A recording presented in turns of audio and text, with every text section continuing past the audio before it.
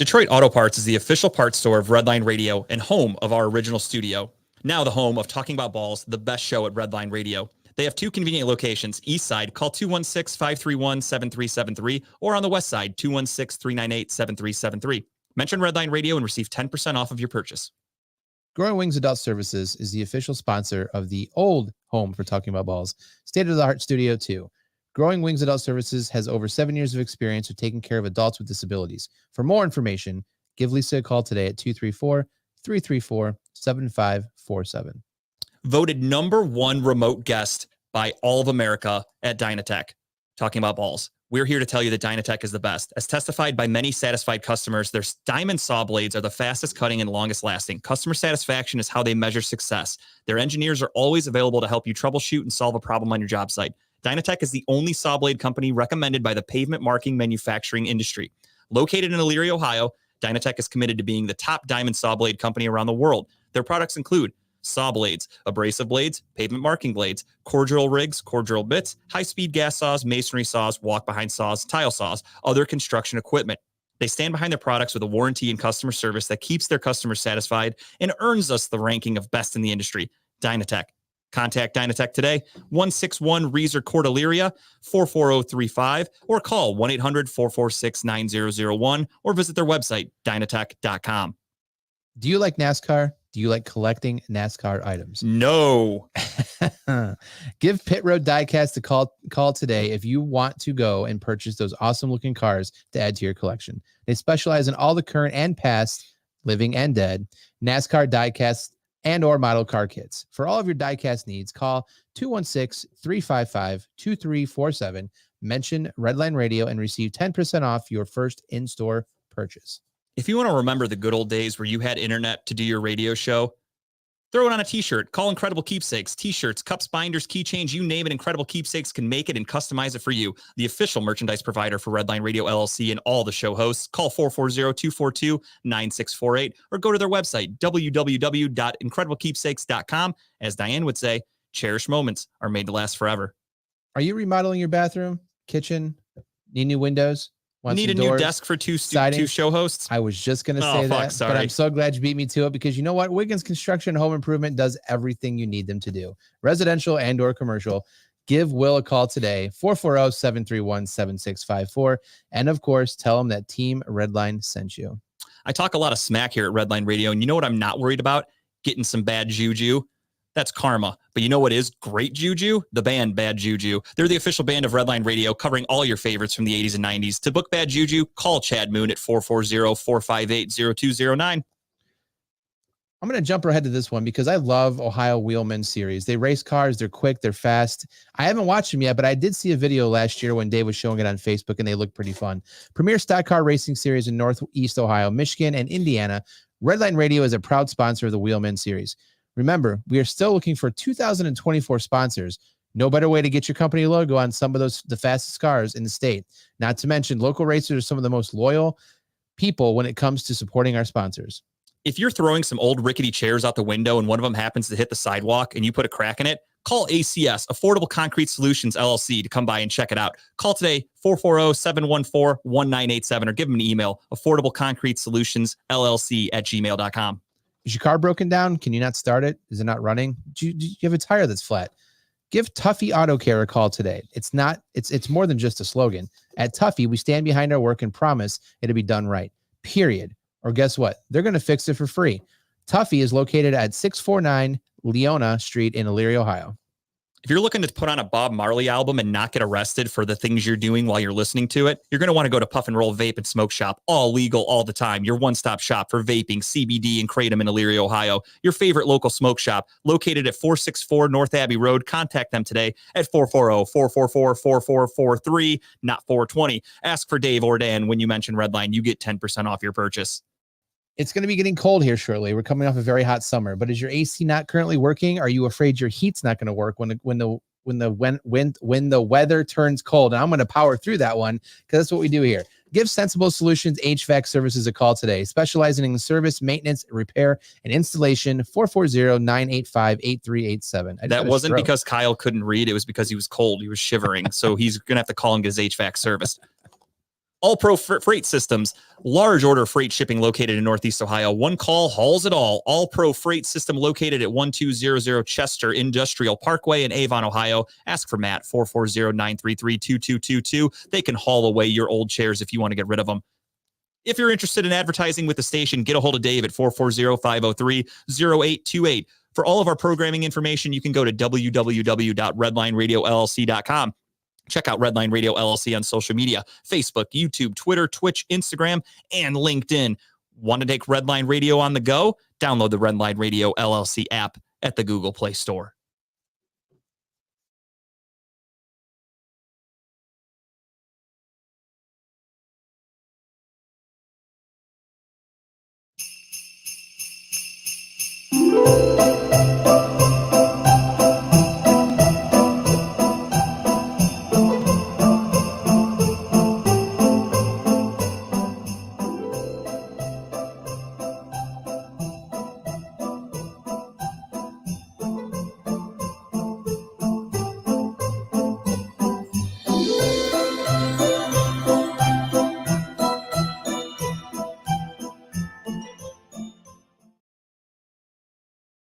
Ladies and gentlemen, welcome to Talking About Balls. I am Justin George, joined as always by Timbuktu only today. Kyle is away. Kyle's in Florida. He is down there getting ready to...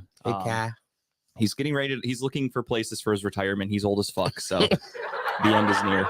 I don't blame him. I want to get the fuck out of Ohio too, so do it. He probably feels good right now versus how we feel up here. Yeah, it's cold as shit.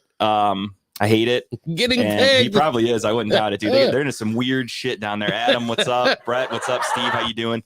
I like this. For those of you that know, a few months ago, we started that Pick'em for NFL picks. Everybody can pick, and it's a survivor pool. I fucking sucked. I lost week 1 because I picked the Seattle Seahawks, and that's what I get for picking the Seahawks. They blow, and I was immediately eliminated, and part of me wanted to take my ball and go home and actually just start the whole contest over, but I'm a man.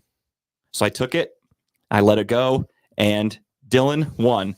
So without further ado, we are going to welcome in young Dylan Fluck, and that is not a nickname. That is literally his God-given last name, F-L-U-C-K, Dylan Fluck. Dylan, what's going on, guys?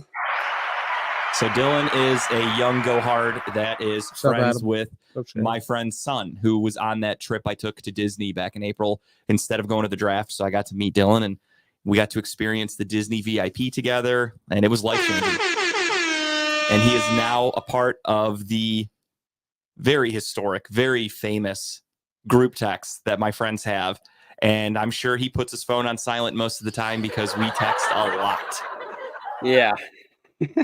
I mean, probably like over 100, at least 100 is like a slow day. But yeah, the amount of texts we send each other, especially on game day, it's fucking nuts. Like, I don't know how my phone hasn't exploded in my pocket. Not gonna lie, game day is nuts. That I just mute. No, this is one that I love being a part of because we just talk so much shit. It's fun for me. So like when I see anybody text, I read it and I'm immediately like, all right, what kind of shit am I going to talk? And it's fun. We keep it fun. Can I take the other side when they text? I got to take the other side. Oh yeah. Dylan is always on Team Mike and I love it. Like it's fun. My buddy Mike is the Jets fan, and sometimes I can't tell if he's just putting on a show or if he really does live on an alternate reality because some of his takes make you think that. And Dylan and Craig are really good at hyping those guys up and making them like feel good about the Jets, even though the Jets suck ass. So I'm all for it. I love it. Yeah. I respect the friendship and keeping those guys, boosting their spirits. I'm the opposite. I'm very open about how all of my friends' teams can go fuck themselves. I hope they lose every week. I want nothing but horrible things to happen to them. Nothing but horrible shit. Yeah, that's hilarious. Like nothing makes me happier than when I pick against the Jets or I pick against the Raiders and talk shit in the group text about it. I love it. That's just me though. My old man is a Raiders fan. Oh, really? Yeah, big Raiders fan. Like he loves. I don't know why Dylan is a Raiders fan. We got to get down to the bottom of this. So Dylan, tell everybody a little bit about yourself. Yeah. So I am a Raiders fan, as mentioned. It's a sad life, but my dad was a Raiders fan. I'm a Browns fan, dude. I don't even want to hear it.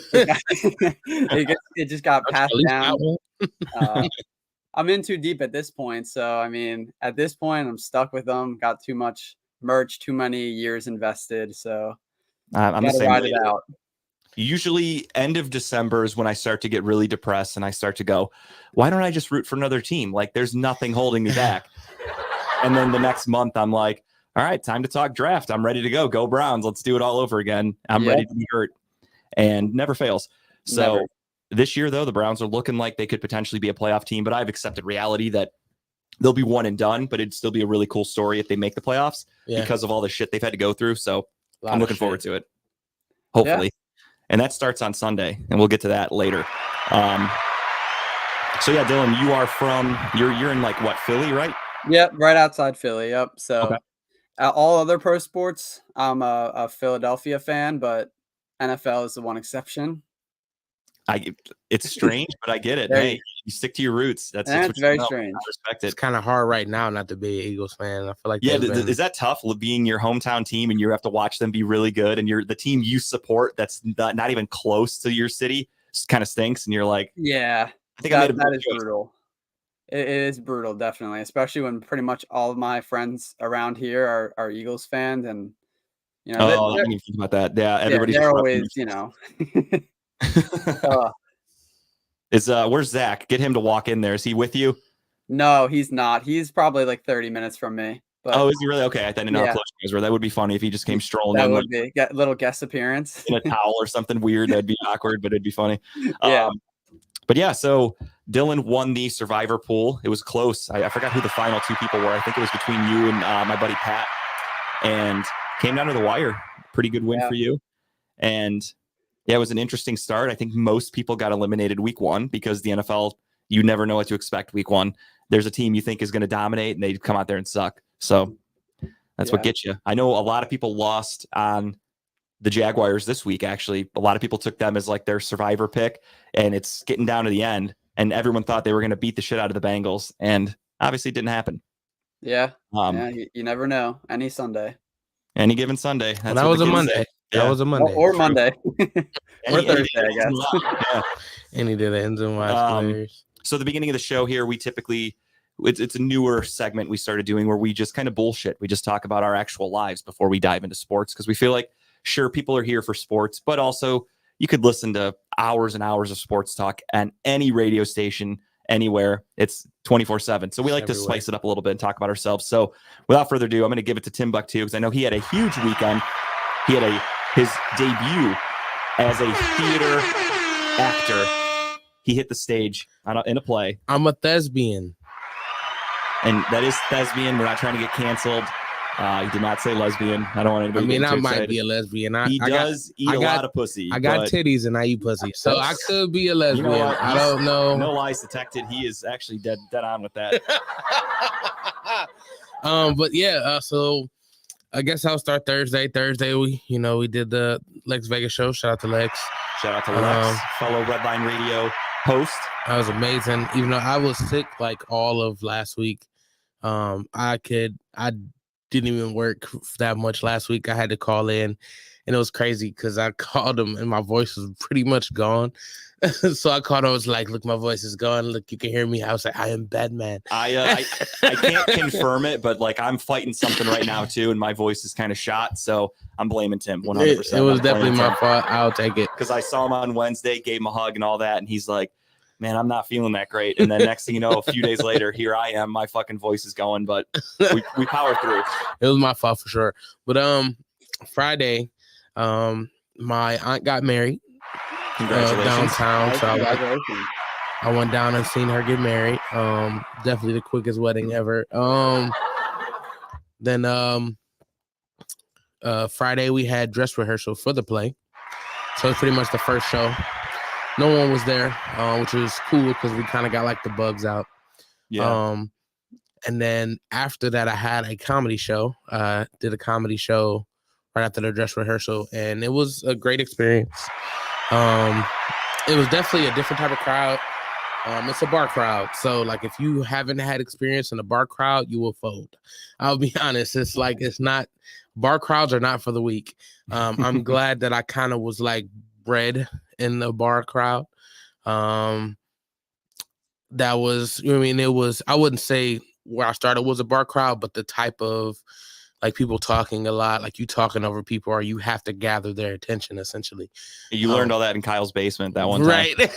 Everybody was loud as fuck. Well, till Kyle was wasted and yelled at everybody, "Shut the fuck up!" And Tim's I was funny. I was okay with it, like because I was listening to you. You just going through your material. You're like, whatever. If somebody hears me, cool. If they don't, whatever. Like that's kind of what as it soon is. as I wrap up, I can go right back to the food and the drinks. Like, Right. That's all I care about.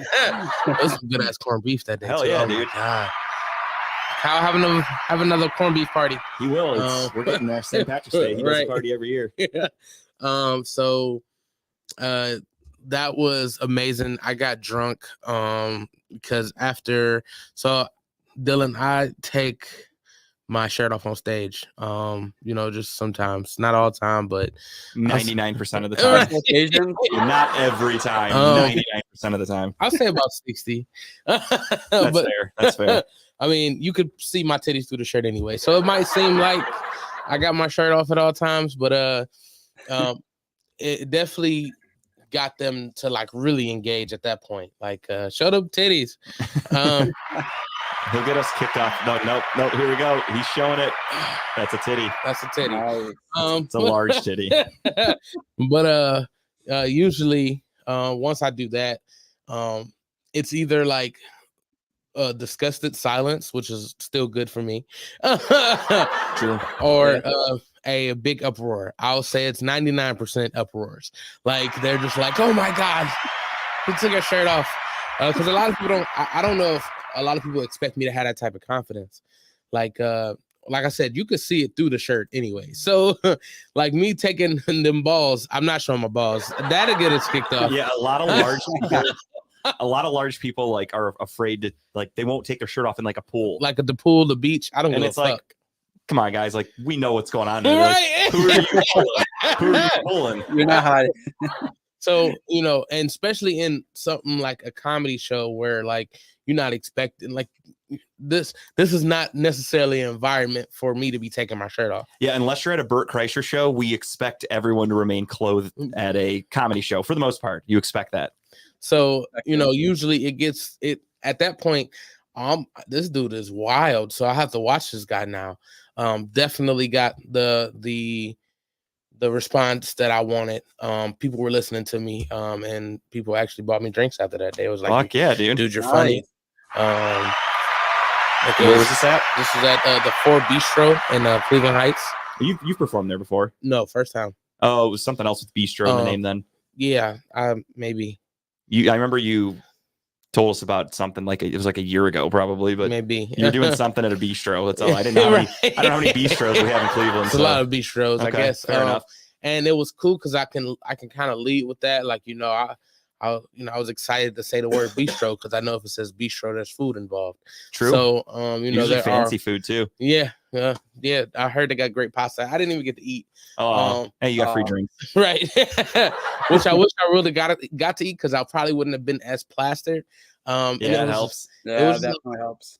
I was drinking 1738 too, so I was just like Oof. really drunk. Yeah, you definitely should have eaten a bowl of pasta or Yeah. something like that. That would have helped a lot. And it was great because they gave me like the cognac glass and everything. Like usually, places that give you plastic cups, Now in a place with a bistro in the fucking Right. name, dude. You gotta have some class. Yeah, Right. it's pinky out drinking Oh. that shit. And I have been in there before, but I've never like performed there before. So walking in, just being nice and stuff. The bartender actually knew me from the last time I was there. And she was phenomenal. I don't know if she has a man, but I think if she didn't, she would probably be at me. Looks like you're going back soon. Huh? Right. I know what Tim's doing this weekend too. Because I definitely would get at her. But so that drive home was terrible.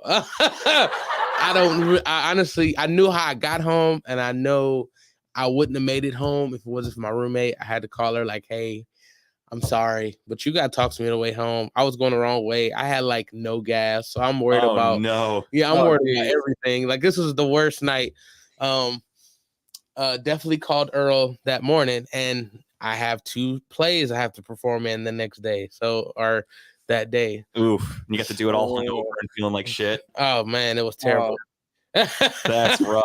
It That's was brutal. terrible. I But probably would have been too nervous to get that fucked up the night before. like knowing I had to play the next day. But that's just me. That's just me as a person. Shout out to Taco Bell breakfast for saving my life. It could go good or bad, depends on what you order. Basically, Taco Bell definitely saved my life big time. So does the shirt stay off the whole night? Not the whole night. I mean, I don't. Once I take it off, it's off. But I don't take it off like as soon as I get on stage. So it just depends. I wonder if they think that like you just wrap up your set and you just go hang out at the bar with no shirt on. No shirt on, right? Like if the bars would allow that, you probably would, but most places probably like, hey man, you got to have a shirt on. And it was funny because like I'll say a couple minutes after I took the shirt off and I'm going, guy just from the background, just put your shirt back on. No shit. Yeah. That just makes you not want to do it even more. I caught him out. I said, motherfucker, I just tell you I was hot. Like, I'm not putting my shirt back on. And I told him he must have had fat nigga trauma. So that made the crowd go crazy. Did you ever see who the guy was? No. Oh, okay. I had no idea. Didn't really care. Right. I didn't know if when you got off stage, like you ran into him or something. I could have, because there was this older guy that came in. I guess he came in later, and I didn't know he came in later until he told me. I think it might have been him because he just walked in and just seen me with my shirt off. Oh, okay. And he probably just said, put your shirt back on. And, when I called him out for it, he definitely pulled me to the side like later. He was trying to tell me a joke. I think he was just really trying to like pick my brain because, he told me a joke. It was cool. It was what it was. But he ended up buying me a drink. So, yeah. It makes up for it. That's a win. That professional ass looking photo is young Patrick Wynnum right there in the comments. Shout out to Patrick. Patrick Wynnum is he's the son of another guy that I go to the draft with, and he was there on the Disney trip too. So he looks so fucking classy in that picture. So classy. He is not a classy dude at all. So then Saturday, like I said, Saturday, we had to play. The first scene, I could tell that Mama was a little nervous. And we kind of rushed our first scene. We missed a couple lines, but it was cool because I kind of knew where she was at. So I was just like, all right, let me not try to pull her back. I'm gonna just roll with it. And the rest of the play went pretty smooth. Definitely there was definitely a couple lines missed from everybody. Like, don't get me wrong, it was definitely a thing. But we all was kind of like we knew where we messed up, so we would pick it up the next show. The third show was definitely the best show. So you did what, 4 all weekend? 5 total. Oh, 5. Oh, wow. 5. So it was 6 shows with the comedy show. Damn. Yeah, dude. That's a That's a lot. I did, man. Fuck. It was 6 shows total. And then a 7th show if you want to consider me being drunk a show. if I were there, I would, yeah. And then so Saturday, the first 2 shows, they went great. The second show was pretty smooth after that, after we got past that hump. Mm-hmm. The third show, I'm rejuvenated now. Like, I didn't went home, went to sleep. And the fatigue, I guess, kind of wore off from the drunk. Yeah. That third show was great. The fourth show, I think, was cool, but you could tell the weekend fatigue was starting to catch. It was the show fatigue was starting to really catch up with everybody. Yeah. Sunday evening, everyone's starting to feel it. Yeah. But it was great. It was phenomenal. Everybody loved it. I must have played my role pretty well because people hated me. Yeah. Hey, you're doing something right. Yeah. Hey, what is that shitty Jets quote that Robert Saleh said? He said, if you don't got no haters, you ain't popping, or whatever the fuck he said. Mike loves that one. Yeah, he loved our Jets fan buddies love saying that. It's a shitty quote, but there were people that were coming up to me like I really hated you. Like, you played that role very, very well. And it was crazy because as we're rehearsing for the play, I'm just knowing I'm about to get like laughs for my scenes and stuff like that. No, people were like upset with me. Like, you should have stayed in character and been like a method actor and just been an asshole to all the people after the show too. Be like, I wasn't fucking acting. That's who I am as a person. So it was definitely dope. Like, people, they came up and shook my hand. They knew I was like, okay, no, you are actually a nice person type thing. Right. And it means you did a good job acting. Yeah, for sure. You sold it. They didn't. I mean, like, I didn't think. Well, one. Going off of the play, which, if I get a chance to show you, I'll show you.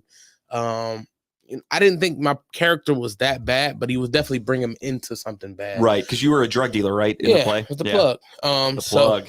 Right. So it, they were just upset from the family aspect, like, dang, you about to put him into some shit. And but as you can see, like through the play, yeah, I'm trying to pull him in, but I'm also trying to protect him. Like, yo, Right. don't be stupid. Like, yeah, I want you to get some. He was already selling weed. I'm just trying to get you to sell coke, so because it's more money. Yeah. So If you're gonna do it, at least make as much money as possible. right. So Yeah, that's fair. right. So Yeah. he's already in the game. It's not like I'm really dragging him. Like, hey, put Right. them books down. No, Bring I mean, your ass out here. Yeah. Like, I love all that shit. Like I love obviously like Narcos. I've seen that show like 5 times each season. I love it. I watch all types of drug shows and cartel shit. And I usually root for the drug dealers. I'm not gonna lie, I root for the bad guys. Like, Pablo Escobar is my dude. I love Pablo Escobar. I always, I know how it ends, but I always root for him in the show. And then unfortunately he meets his demise. But goddamn, did he build a fucking business? I love that stuff. That was dope. Monday was a relaxed day. Not gonna lie, I was so tired. I did go to a friend's house to watch the game. She made dinner, so it was amazing. That game fucking sucked. I was asleep, so Yeah, you didn't miss much. Let me tell you. I think I watched a couple plays and then I was out of there. Like I was full. I was asleep. And Tuesday, Timbuck Tuesday. Timbuck Tuesday. Give it up for Tim. That's Tim's show. Tuesday nights, Redline Radio from 6 to 8. Yes, Timbuck Tuesday. Check it out. And yesterday was actually a really good show. We had somebody on. She's not necessarily in the media, but she has a son that does comedy, and that's how I met her. But we essentially, it was her show. It was her time. Mhm. We didn't have to bring him in to introduce her, which was great. Right. She was actually very talkative, very inclusive into the conversation. It was great. It wasn't like she was trying to overpower anybody. Like, we didn't have to like try to nudge her to talk. Like, it was just a good show. Yeah, that's painful when you have a guest where you're like, no offense to them, a couple of weeks ago when we had Chipper and Robert on, like a couple times you'd say something to Chipper and Chipper just gives you like a yep, a one-word answer. It's like, all right, cool, man. Thank you for that insight. But it was amazing. I had a great week, and now we're here talking about balls. Yes, sir. I had a pretty boring yet adult weekend, sort of. Saturday, I didn't do shit. Thursday or Friday, I don't remember, so I don't think I did. Saturday rolls around, I went to go play whirly ball. If you've ever heard of it, Sounded like some white shit. I'm not. Dude, it was white as fuck, but it was fun. So whirly ball is basically, it's like a version of I don't even want to say lacrosse. It's like that fucking game they play in India where you have that like stick and you whip the ball, or not the stick, but you have that like little like curved thing. I don't even know how to describe it. It sounds like, Yeah. but I think I know what you're talking about. And so it's like that, but you're doing it in a bumper car. Oh, So you're driving around in a bumper car. And the bumper car is not like a normal steering wheel. It's literally like a fucking swivel stick. So you have to like go left and right with it. It's hard as fuck. It takes it getting sounds used kind to. of cool though. You Huh, yeah. can't use your hands. You scoop it and you have to fucking throw it at a backboard, and that's how you get your points. Mm. And meanwhile, like if somebody's going for the ball, you just try to fucking ram them so you knock them out of the way. Like it's actually really fun. It sounds fun. And my buddy rented out a court here for like 2 hours, and we went and played. Kyle was actually there too, and yeah, it was really fun. I had a really good time going into it. I was kind of skeptical because I'm like, I looked it up. I saw whirly ball. I'm like, I don't think this is going to be for me. I'm also like, I'm a big dude. I'm like 6'4", so I'm like, cars are not am I going to fit in this thing? Yeah. I actually fit pretty well, so I was pretty stoked about shit. that. Yeah, it worked. It was fun. And they encourage you to get drunk. Like Oh, okay. Oh, nice. when you're on a motorized vehicle, they like don't want you to drink at all. This place is like, oh yeah, we've got pitchers, we've got whatever you want. I was Can like, you take your beer in fuck the yeah. bumper car? Unfortunately, no. Your drinks have to stay outside the court. Okay. But the games are 15 minutes. So you just go in there, you play a game, everybody just unbuckles and fucking runs back to the booze for like a 2-minute intermission, and then you get right back onto it. So that sounds cool. it was a good time. I had a really good time. Saturday night, I went to Berea downtown here locally. Dylan has no idea what Berea, Ohio is. Not a clue. It's a little suburb over here from outside of Cleveland. They had their tree lighting festival, whatever, for winter bullshit. I just got drunk. I had Terror Drive, so I just went to a Mexican restaurant, pounded a bunch of cerveza. I have no idea what that is. Beer, cervezas. It's just Mexican for beer, Okay. or Spanish for beer. All right. Cervezas. So I drank a bunch of Dos Equis, and then Corona count? Corona's fine too. Dos Equis is a brand. I know. I I know. I was saying Corona is a Mexican 100%. beer. Yeah, Corona's a cerveza. It says it on the bottle. It says cerveza if you read it. I've never read it. And so yeah, I just got drunk, and then we went to another bar, and I kept getting drunk, and then I went back to my buddy's house, a Michigan fan, and we bought a 12-pack of Christmas ale and got even more drunk. Christmas sounds good. Had a good time. Sunday rolled around, woke up, had to go to the baby shower, and that cut into the Browns game. I wasn't pumped about that. I made it home in the first quarter. I wanted to be home before the first quarter, obviously, but you win some, you lose some. Yeah. And now my house lost that game. yeah. Well, the beginning of the game was actually fun to watch. And What's up, Jeff? my house is now full of fucking baby stuff. Like, it's ridiculous how much shit I have now. Yeah. That was my Monday, going through all these little gifts that people bought us, and you got a million things of clothes, a million little toys, and fucking pacifiers and books, and goddamn, there's so much stuff in my house now. At a baby house. And this isn't even the half of it. Like, there's still more shit we got to get. Like, this Jesus. Saturday, Tara's like, we're going to IKEA to buy more shit for the house. I'm like, god damn, dude. First time parents for real. Yeah, you ain't kidding me. I forgot when my house doubled in size too. Like, where the fuck are we gonna put all this stuff? But Yeah. I don't know. I'll let her figure it out. And that was really it. Monday, I came home from work, and again, I've been fighting this illness, and I 100% am blaming Tim for. And I've just been resting, It's my fault, guys. trying to get healthy. That's about it. What about you, Dylan? Anything fun? I had some bad luck in the end of last week. So last week I was coming home from my my one friend's house. I was helping him actually set up his baby's room because he's got a baby on the way. Shout out to Yeah. him. Huh? Shout out to him. Shout yeah. out to him. Yeah, shout out to Dan. He's got a baby on the way. So His name's Dylan. I was on. What'd you say? You said his name's also Dylan. Yeah. No shit. Okay. Yep. I actually had I like didn't know if two you were friends going in named third Dylan. person there, or what we What's were up, talking about. Kyle? No, There yep, he is. different Dylan. Yeah, but on the way home from his house, my coolant it ran out, or I guess it was low. And then my motor started to overheat and steam, so I had to pull over. And so I called my brother. I was like, "Hey, can you come give me coolant so I can make it home?" I was like 10 minutes from my house. He comes, he brings me coolant. We fill it up. The motor cools down a little bit, so I get back on the road. We get like 5 minutes from my house, and my motor is already like at like 200 degrees. It's like already starting to overheat a little bit. He gives me a call. He's like, "My car's acting weird." He was like, "It's slowing down, and I don't know why." And then he's like, he was like, "You need to come back and pull over. I think my motor just blew." He's like pulled over on the side of the road, and this is at like 12:30 in the morning. You cursed him with your bad car luck. I absolutely cursed him. And then my car like is overheating, and I have like a smaller car. I can't like tow him or anything home, so we got to wait for his friend to come and tow him home. I follow them, and now my car doesn't work, and it's so old that it doesn't make sense to pay to get it fixed. So I'm gonna probably just have to get a new car. But for now, I'm carless. Cars are expensive as fuck these days. I learned that the hard way a couple of weeks ago. man. It's unreal. Yeah, I just leased because of that same problem. I had an old Ford Escape. It wasn't even that old, but I just kept having trouble with it.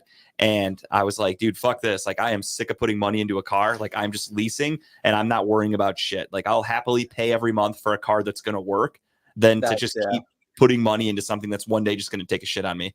That's rough. That's a fair point.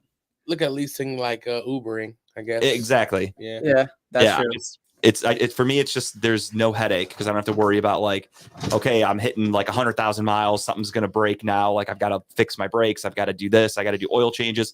Like, I don't drive for shit. Like, I just traded in my car, I had it for 3 years, I didn't even have 15,000 miles on it. So I get like one oil change a year. I live 5 minutes away from work. I mean, I took that on multiple road trips, but it still just doesn't add up to a ton of mileage. So yeah, I don't have to worry about shit. I love it. I fucking hate cars. I don't know anything about cars. Do you have to not have to pay for your oil changes either, or do they pay for that? No, too? so I get 2 free ones for the first year with Mazda. Then I have to pay for my own, and it's synthetic, so they're like the fucking $80 oil changes. But again, once a year, gladly pay it. Happy to pay that. Yeah, it's not bad. Like, if my car ran out of coolant and overheated, I would have just fucking left it there and been like, I guess I need a new car. Like, I wouldn't have even attempted to fix it. Yeah. Leave it on the side of the road. It's somebody else's problem. Yeah, it's a rough shape. Yeah, that sucks. Oh, hey, what's up, Jeff? I just saw your comment there. Yeah, it was good seeing you on Saturday night, dude. Yeah, Redline Radio show host Jeff James working at Front Street Social. I was up there getting drunk and happened to run into him when I was on my way to the bathroom. So Shout out to Loud and Local going live. yeah, I think they started today, right? I believe is it today or yesterday? Okay. Oh yeah, I saw their show on Saturday. I haven't seen this week's episode. Obviously, I've got my show today, so Right. we'll see how that goes. I think they are on Wednesday nights. Actually, they're competitors now, so I have to talk shit. I think I got to go full Howard Stern, Jeff. Sorry, bro, you did this to yourself. No, I'm just kidding. But yeah, that sucks, dude. Car trouble is not fun. Nah. I hate it, but at least on the bright side, it was during a Raiders bye week, so you had all weekend to fix your car. Raiders didn't play. Exactly. Yep. Now you're ready to roll. We got football again this week for you. Oh yeah, I can't wait. I'm excited. So, Yeah. with that being said, we will now get into actual sports talk. That was like damn near perfect. We did a half hour of bullshitting, worked out beautifully. Not a whole lot to talk about for the Browns and the Rams. Quick recap of that. Browns go to LA. The Browns suck on the West Coast. Apparently, I didn't even realize that was a stat that people were paying attention to until I saw it. And the Browns are garbage on the West Coast. Joe Flacco gets his first career start in over a year. Looked good. I'll give him credit. He actually looked very, I don't even know what the word is. Poise, maybe. Yeah, poised would be good. He looked poised. He looked like he was mid-season form, I guess. He didn't look like he was rusty, like he hadn't played in a long time. He looked like he'd been there for a long time. Made some really tough throws that I didn't expect him to make at this age. Made some questionable decisions, especially at the end of the game when he threw that interception, which basically was the dagger. Overall, though, I can't really fault the Browns. They're on the West Coast. They're on their fourth quarterback. They lost Nick Chubb. They had no Denzel Ward. Myles Garrett's playing with one arm. They are fucking beaten and broken. If they get 2 more wins this season, it would be a goddamn miracle. So I am just embracing any win that this team has, and I'm excited for the future, assuming they come back healthy next year. This year, again, is a wash. But they played hard on Sunday. The score does not actually indicate how the game was because it looks like we got blown out, but it was really never that far away. I think when Flacco threw that interception, we were down by like 4. Like it was a 1-possession game, and then the wheels fell off, and that's usually how it goes for the Browns. It happened in Denver last week. Also, it was a 1 or 2 possession game, and next thing you know, you look at the scoreboard, and we lost by goddamn 20. So typical day in Cleveland. We're home this weekend, though, taking on the Jags, who could potentially be without Trevor Lawrence. Can't wait to rub that in Jake's face when we talk to him. My buddy's son, who is friends with Dylan, is also from the same area. Not an Eagles fan. He is a Jacksonville Jaguars fan. Doesn't make any sense. I don't know what the hell's in the water in this fucking area these guys go to, but they have no respect for their own teams. I don't get it. Nope. More power to them, though. And the funny thing is they picked 2 teams that kind of suck. Like the Raiders suck, and the Jags have been terrible for pretty much as long as their existence has been around. So the fact that he's a diehard fan is like, all right, that's dedication. He could have jumped and went right to the Eagles. I do want to give credit to the Raiders fans. I feel like all Raiders fans are diehard fans. Like I don't know any bandwagon Raiders fans. And that's my big thing. Hard to be a bandwagon Raiders fan. Yeah. That's the thing that I fuck with Dylan about when I talk shit about the Raiders. I'm always like, dude, they can't even stay in one city for a long time. Like they've been in Oakland, they've been in Vegas, they're all over the place. They keep moving back and forth because he tries to bring up the championship argument, which is a fair argument. And I say, the Browns have championships, they're just not Super Bowls. Not Super Bowls. And he goes, well, the Raiders have a Super Bowl. And I said, not in Vegas, they don't, so it doesn't count. Yeah. Because technically the Browns have a Super Bowl with the Raiders. I mean, with the Ravens. Yeah, So that's how we're if you looking at wanna it. If your team moves cities and wins the Super Bowl, then yeah, it counts. I guess the Browns do have a couple. But I would never want credit for the fucking Browns or for the Ravens getting a Super Bowl.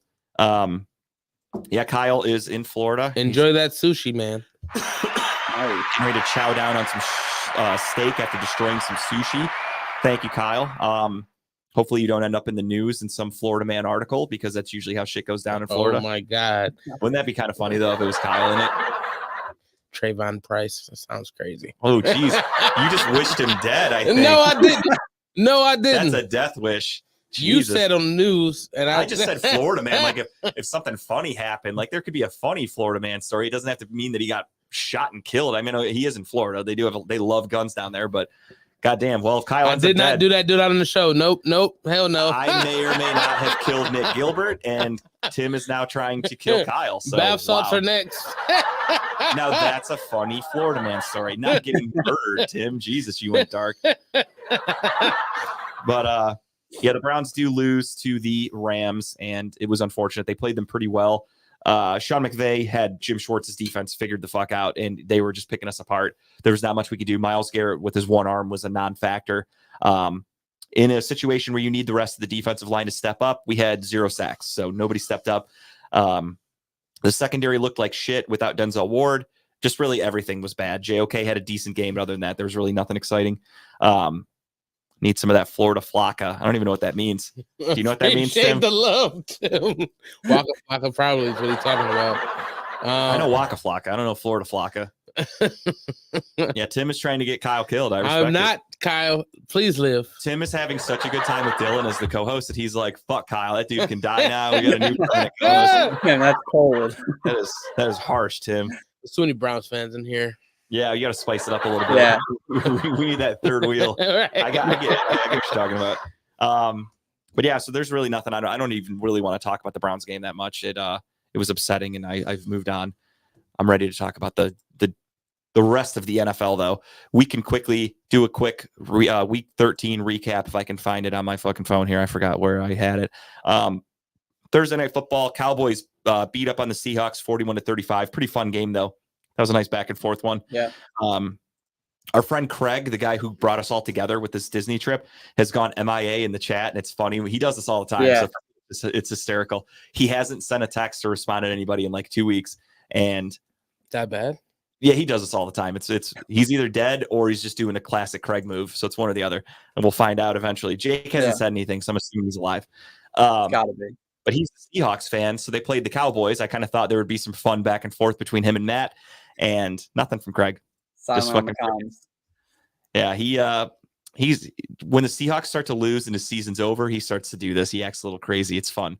I love it. You're in for a treat if he really goes deep off the deep end. You're in for a treat, Dylan. I'm The excited. Chargers beat the Patriots 6-0 in a boring ass fucking game. That looked like Thriller. Yeah. extremely boring. I remember I got to the baby shower and I saw it was like 6-0.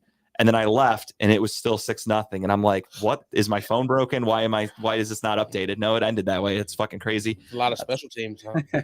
Yeah, I mean, that's the one thing I'll give to Belichick about this team is they suck offensively. Clearly, they got shut out by the Chargers, who are not a good defensive team.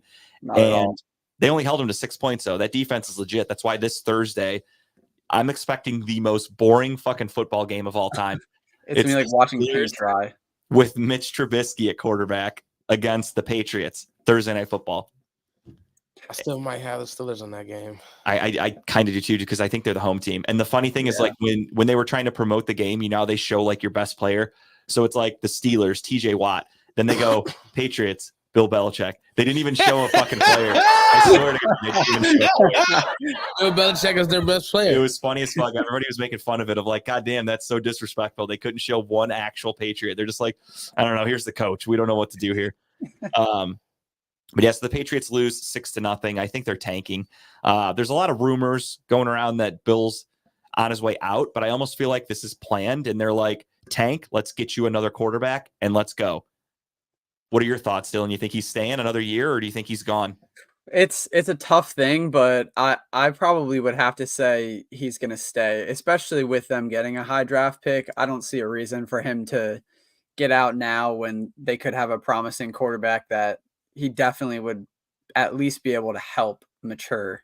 Right. Like their roster top to bottom, it's not winning, but it's also not terrible. Like I know he's out for the rest of the year, but Matthew Judon is one of the best pass rushers in football. Their defense is clearly pretty good if they're holding teams to like, I think they've held teams to less than 10 points over the past like month. Like their defense is good. So if they figure out the quarterback situation, which is what you do with presumably a top 5 pick, you're in good shape. So why would you want to throw that all away? And there's a rumor that he would end up in Washington, but obviously Washington would have to fire Ron Rivera, which they should have done already. And years ago. They would have to trade draft picks for Belichick. And is that something you would do as an organization? Bring on some 70-year-old coach? I wouldn't do it.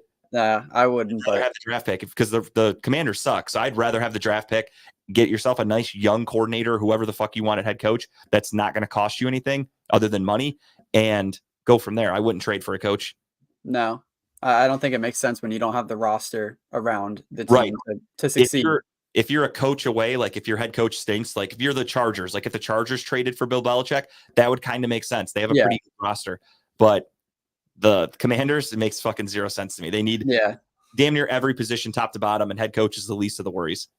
Yeah, definitely. That would make no sense. What's up, Lisa? Hey, what's up, Lisa? Speaking of the shitty Steelers offense, they were upset 24-10 on Sunday by the Arizona Cardinals, which was good and bad. It was good, obviously, as a Browns fan. I love seeing the Steelers lose. It was bad because I had the Steelers in just about every parlay that I made on Sunday, and that fucking sucked. I think I chose the Steelers. Yeah. It was a clean sweep. We all picked the Steelers.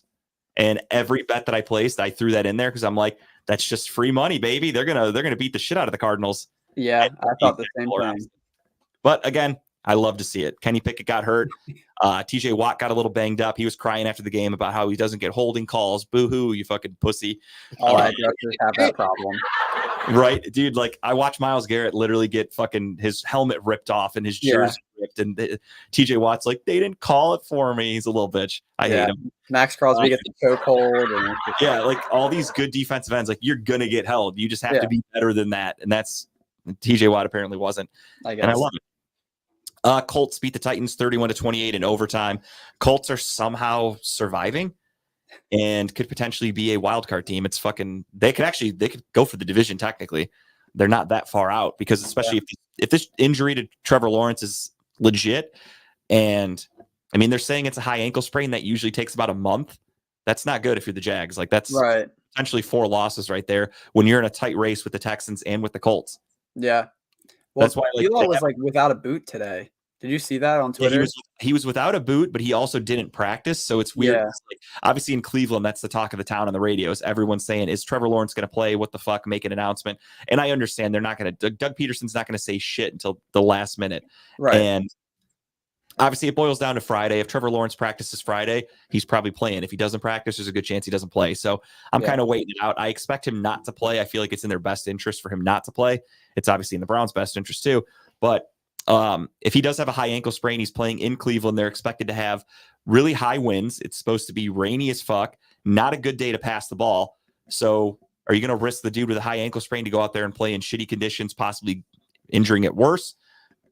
I wouldn't do it. Yeah. Doesn't make much sense. On the line, if he's that much of a warrior and he's going to play through anything, then more power to him. I don't think they should have him play, but we'll talk about that later. Next up, we had, if my phone will turn on here, that would be nice. We had the Broncos losing to the Texans 22-17. Again, AFC South, there it is.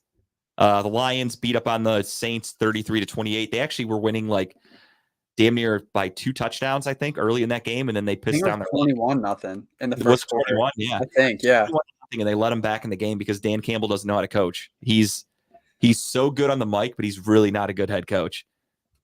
Yeah. Like he's gonna fuck that team up in the playoffs first round. He's gonna do something real stupid. He's gonna go for it on like his fucking own 10-yard line and miss and not get, I don't know. He just takes too many chances.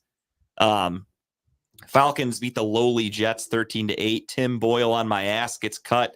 They're going back to Zach Wilson. I love the saga and the such a mess. in New York. I love it. They're literally an embarrassing franchise. I love every second of it. You've got Aaron Rodgers doing that hippie shit in the background. He won't shut up. He still has to.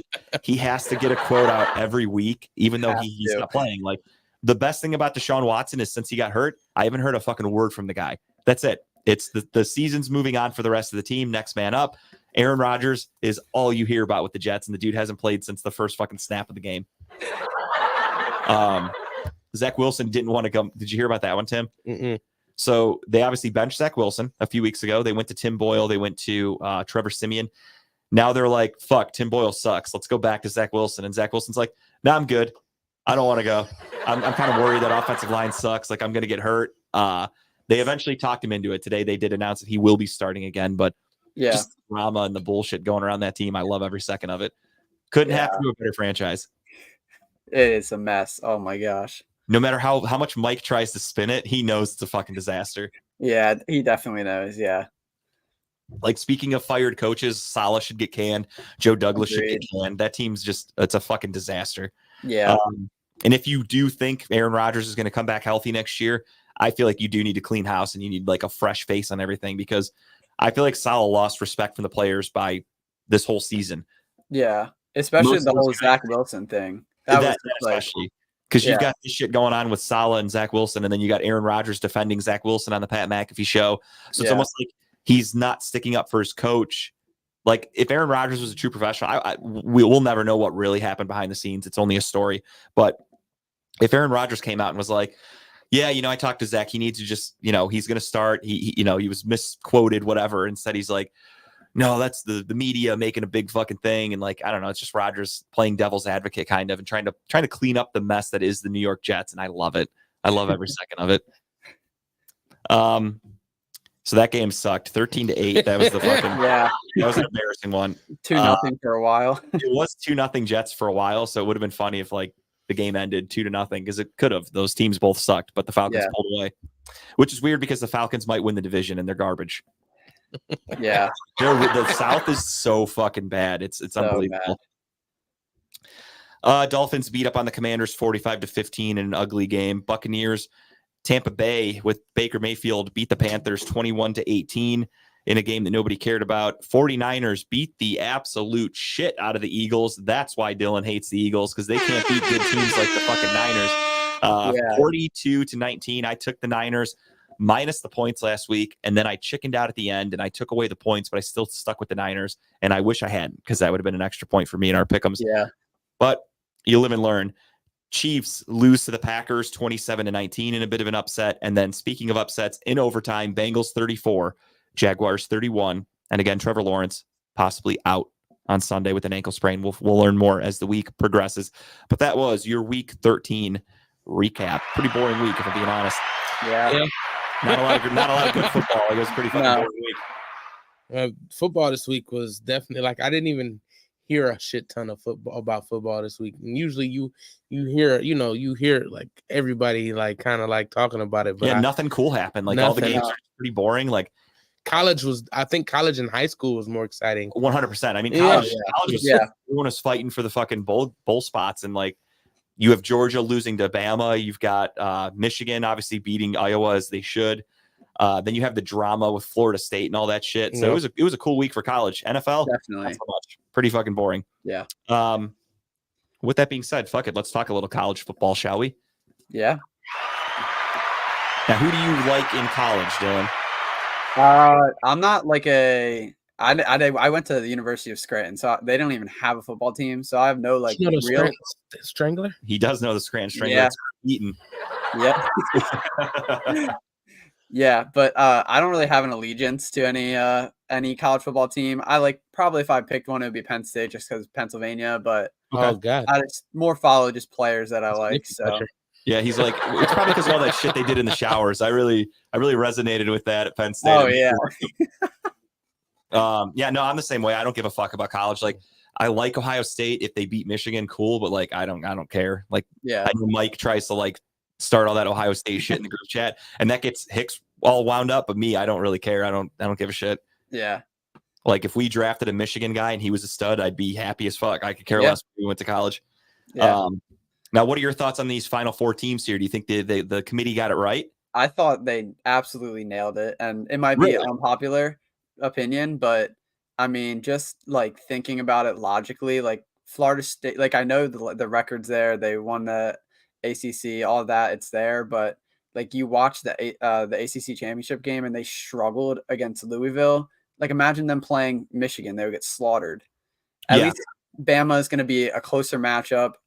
And yeah, I think they nailed it. This is what I would have done if I was the committee, and I thought they nailed it.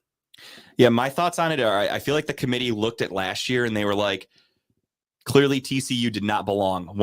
Sure, they upset Michigan because Michigan was overhyped last year, but they go to the championship game against Georgia, and had Ohio State been in the championship game, I don't think it mattered who they would have faced. They would have gotten blown out regardless, TCU.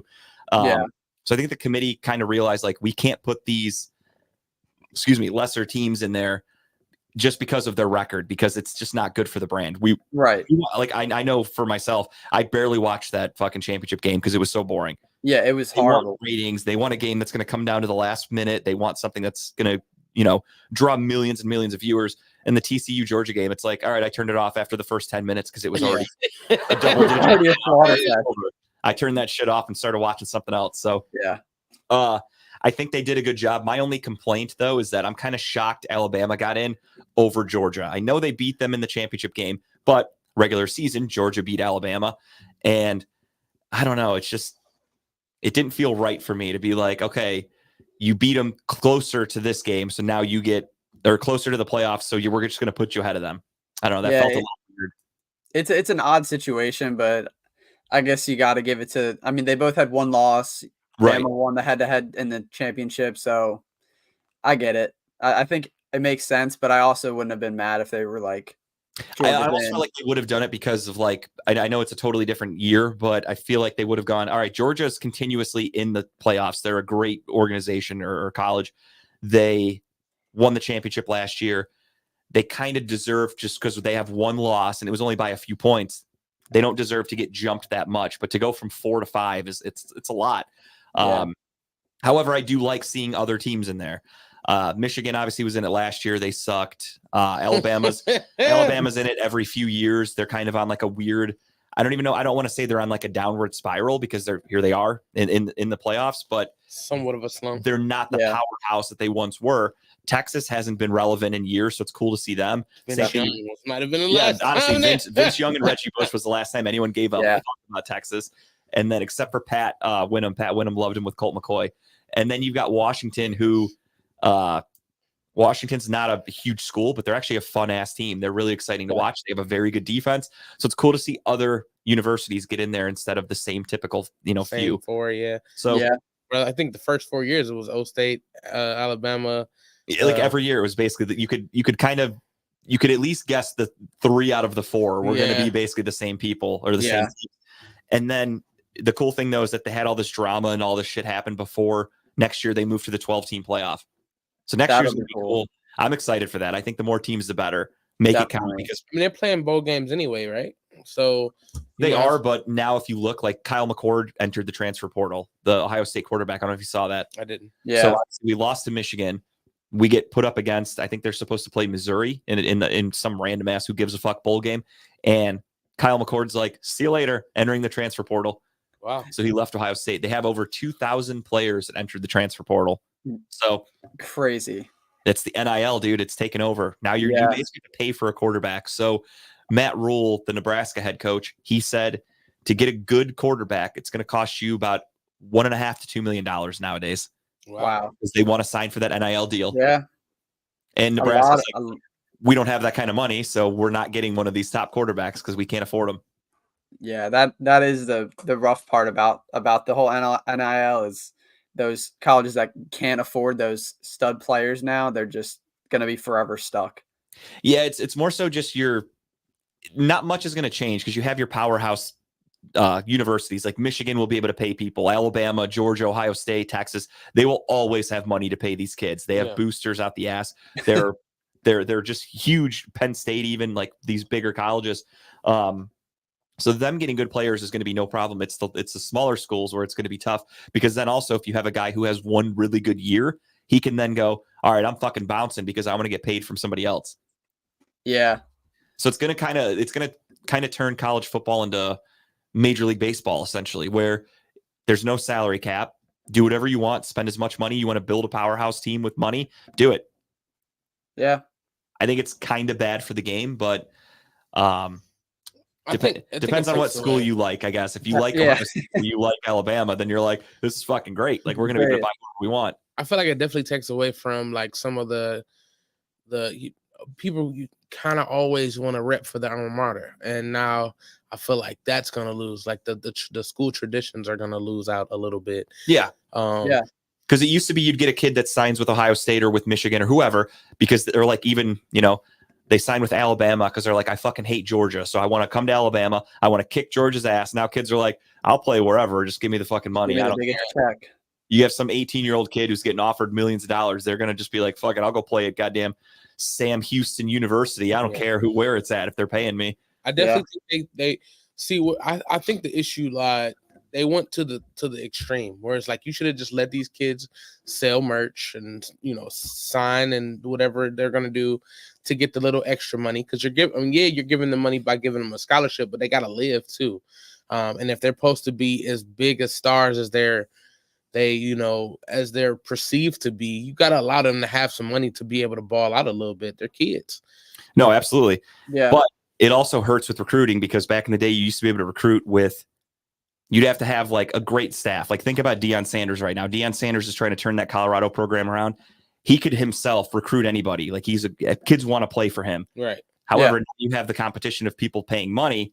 So the recruiting factor kind of goes out the window of like, yeah, this kid really wants to play for Deion because it's, prime time, Right. but he's going to make an extra $1 million going here. So fuck prime time. Facts. Yeah. When I liked Especially it for back in the day struggling where like kid. in the beginning of the season, that was really cool with Colorado, how they went out there, they beat TCU, but TCU sucked. Like that team wasn't the same as last year, but they Not get at that all. huge win every weekend. Colorado's on TV. I'm looking at it. I'm like, good for Colorado. Like, that's really cool that Deion Sanders is going to be such a draw. They're going to start to get talent in a few years. This team's probably going to be in like the top 10 consistently. And then now the NIL shit happens and it's like, yeah, maybe they're not going to be, because kids are just going to go for the money. Conspiracy theory. Hit me. They did it because Deion was getting so much. Hell yeah. They hate the blacks. That's Yeah. what Tim's saying. Wow. Tim went No, there, dude. absolutely. No, That's no, I absolutely. can see that. Absolutely where I'm going with this. I They're mean, like, yeah, these old white guys are like, we don't want that. We like the traditional football. Give me this white head coach. And yeah, that makes sense. I can That's see that. good. conspiracy theory. Where's Conspiracy Carl when we need him? He's in Florida right Gotta now. call great for the gematria. He's sucking down my ties with Kyle right now. Those Right. sons of bitches. But no, that's a good point. I mean, it's fishy. And like when you start, kids were getting paid regardless. I think we all know that. If you were a good athlete in college, you were getting some shady shit on the side. Everybody Definitely was getting some pussy. pussy comes for free sometimes, but it's the money that the coaches like. They were definitely getting money. He got game. You seen how they got Jesus? Right. Still, I said most of it comes free. Right. But no, there's always been some shady shit with college. Like if you look at, there's always been rumors of different schools getting busted for, even in college basketball, et cetera. If you're a good athlete, people are paying you to come to that school. But now they can just admit that they're paying these people, but makes it a little different. And then now it's just about who's got the deeper pockets. Yeah. So who do you like to win the championship here? I think that the Michigan, Alabama, they're both games are going to be really good. I think at least. I think so too. But it is. This is like the first year I feel like in a few years that I just kind of don't know. It's like last year was like basically Georgia versus the field. Like pretty much everyone thought Georgia was going to run away with it. But this year, I don't know. I like Washington kind of. They're really a fun team, and I think that they have a good balance of good offense, good defense. Yeah, I think it'd that's be a fun story. happens to be Tim's last name, so I feel like he likes that too. He's a big Washington fan. Nice. But no, I'm with you. I actually would. I hate Alabama. I'm sick of seeing them. The last 20 years they've been great. I'm sick of watching them. Yeah.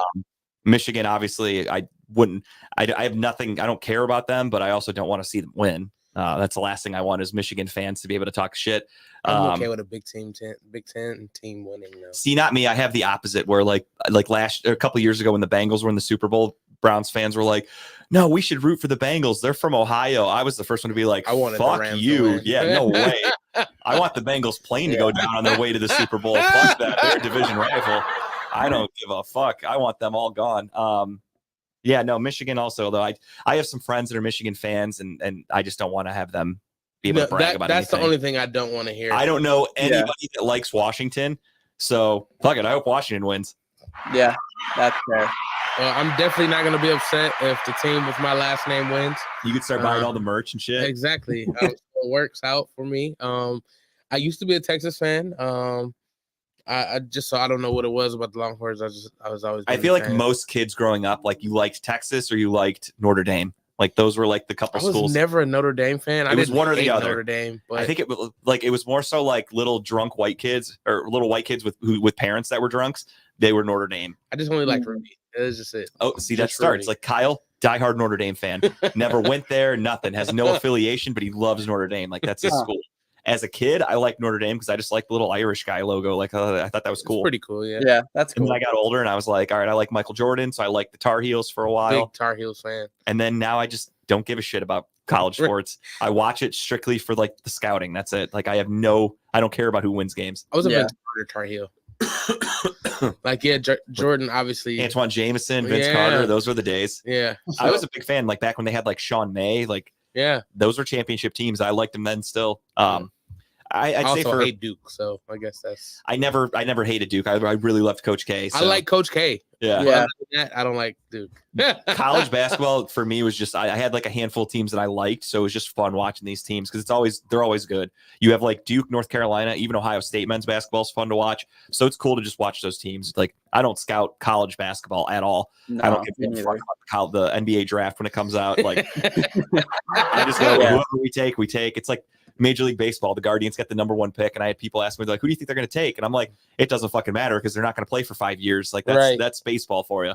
Yeah, Like I can't get excited for the number 1 pick. it's so hard to. Yeah. They're going to take some kid out of high school that I've never heard of, and he's probably going to suck if we're being honest. That's just playing the odds. Or they'll Yeah, take you gotta wait 5 years. No, luckily, no, they will take like a 17-year-old. But still, same thing. He's going to play in the minors for the next 5 years, and then he'll eventually make it to the majors. You're going to go like, oh yeah, I forgot about that guy. That's how Major League Baseball Yeah, works. That's true. Unless you Yeah. get a Bryce Harper or somebody like that. But Somebody that's just good. there's nobody in this draft class that's like can't miss, like no brainer, take him number 1. Right now, there's a list of like 5 guys. I was listening to the radio today, and they're like, well, there's this guy who's a first baseman from like West Virginia, and I'm like, all right, are we really trying to scout fucking baseball drafts? Like that's crazy. Or they take a Japanese player. That I'd be okay with because you really can't go wrong if you take a Japanese guy. Yeah. Yeah. Usually they're old as fuck, so you're gonna draft him. He's gonna be like Facts. 30. So he's that's ready. your Brandon Whedon right there. He Being comes in, he's 30 years old, but he's ready to start tomorrow. a Red Sox Yeah. fan, I was excited about Dice K. Like when we Yeah, got Daisuke Dice K, Matsuzaka. I forgot about him. Yeah, so I was like, oh yeah, we're getting Dice K. Like, and I just like I like his pitch bag. So Yeah, and then like when any team brings in like a Japanese player, you get excited. Like Ichiro started it all when they brought him in. That's when other teams were like, we got to find an Asian guy. yeah, right. They all tried really hard. The Guardians swung and missed. They got Shin-Soo Choo. They were like, here we go, our version of Ichiro, and he Yeah. fucking sucked. They chewed that one. Yeah, he was not good. But yeah, no, I think I'm going to go with Washington just for kind of shits and giggles to be Switzerland. I don't want Alabama to win. I don't want Michigan to win. Texas, I really don't care, but I also don't think they're that great. So Washington's been fun to watch all year. Michael Penix Jr. has been fun. Their defense is great. They played Oregon pretty well. I feel like they could have lost that game, but they won. Yeah. All power to them. That's all it takes. You got to win to get there. Yeah, definitely. That's always a tough thing. Yeah. Oregon, I mean, Oregon was favored by 10. So that game was fucking trippy. Yeah, that was weird. Oregon was a heavy favorite, double digits, and they ended up losing. And it really wasn't that close. Like it was a little back and forth, but Washington was the better team from start to finish. They dominated. Yeah. I think, yeah, they were up 10-0 to start the game. Yeah. Yeah, so it was interesting spread by Vegas. They really fucked that one up, if I'm being honest. That's one. Yeah, Vegas is that's usually one pretty they- good. They had no idea what they were doing on that game. Not at all. I guess it was good for whoever bid for Washington, right? Yeah, Definitely no, gotta if you took be- Washington fucking plus 10 or, even Washington money line was probably crazy with the 10-point spread. I didn't see what it was because I didn't touch that game at all. But I can only imagine the kind of money you could make off of that. Yeah. It's probably at least plus 400, if not more. Yeah, which, hey, more power to you. Nothing wrong with Yeah. that. A little extra spending money. Yeah. Speaking of extra spending money, the NBA in-season tournament advanced last night with the players. This is where you start to make the money when you advance to the final 4 teams. I think each team's going to get at least like $100,000, or each player gets like $100,000 or some shit, which to most of the guys is pocket change, but to end of the bench guys, that's a lot of fucking money. So it's kind of cool to watch these guys go out there and play. I thought I would hate the in-season tournament when it started, but the more I learn about it, the more I actually like it. Like when I found out in the first portion of it that your seeding matters by points, how much you beat the teams by. That was fun as fuck to see the Celtics up by 30 with like 2 minutes to go, still chucking threes. Like that was really fun to watch. I Yeah, liked seeing that. exactly.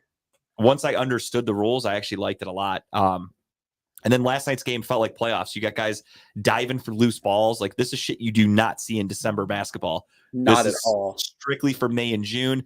And it felt like the playoffs yesterday. It was really cool to watch. The games were close to an extent. Except for the Knicks. The Knicks shit the bed against Yeah, the they were bad. Bucks, which is great because again, Yeah. fuck New York, fuck Mike and Pat and Brian, all those guys.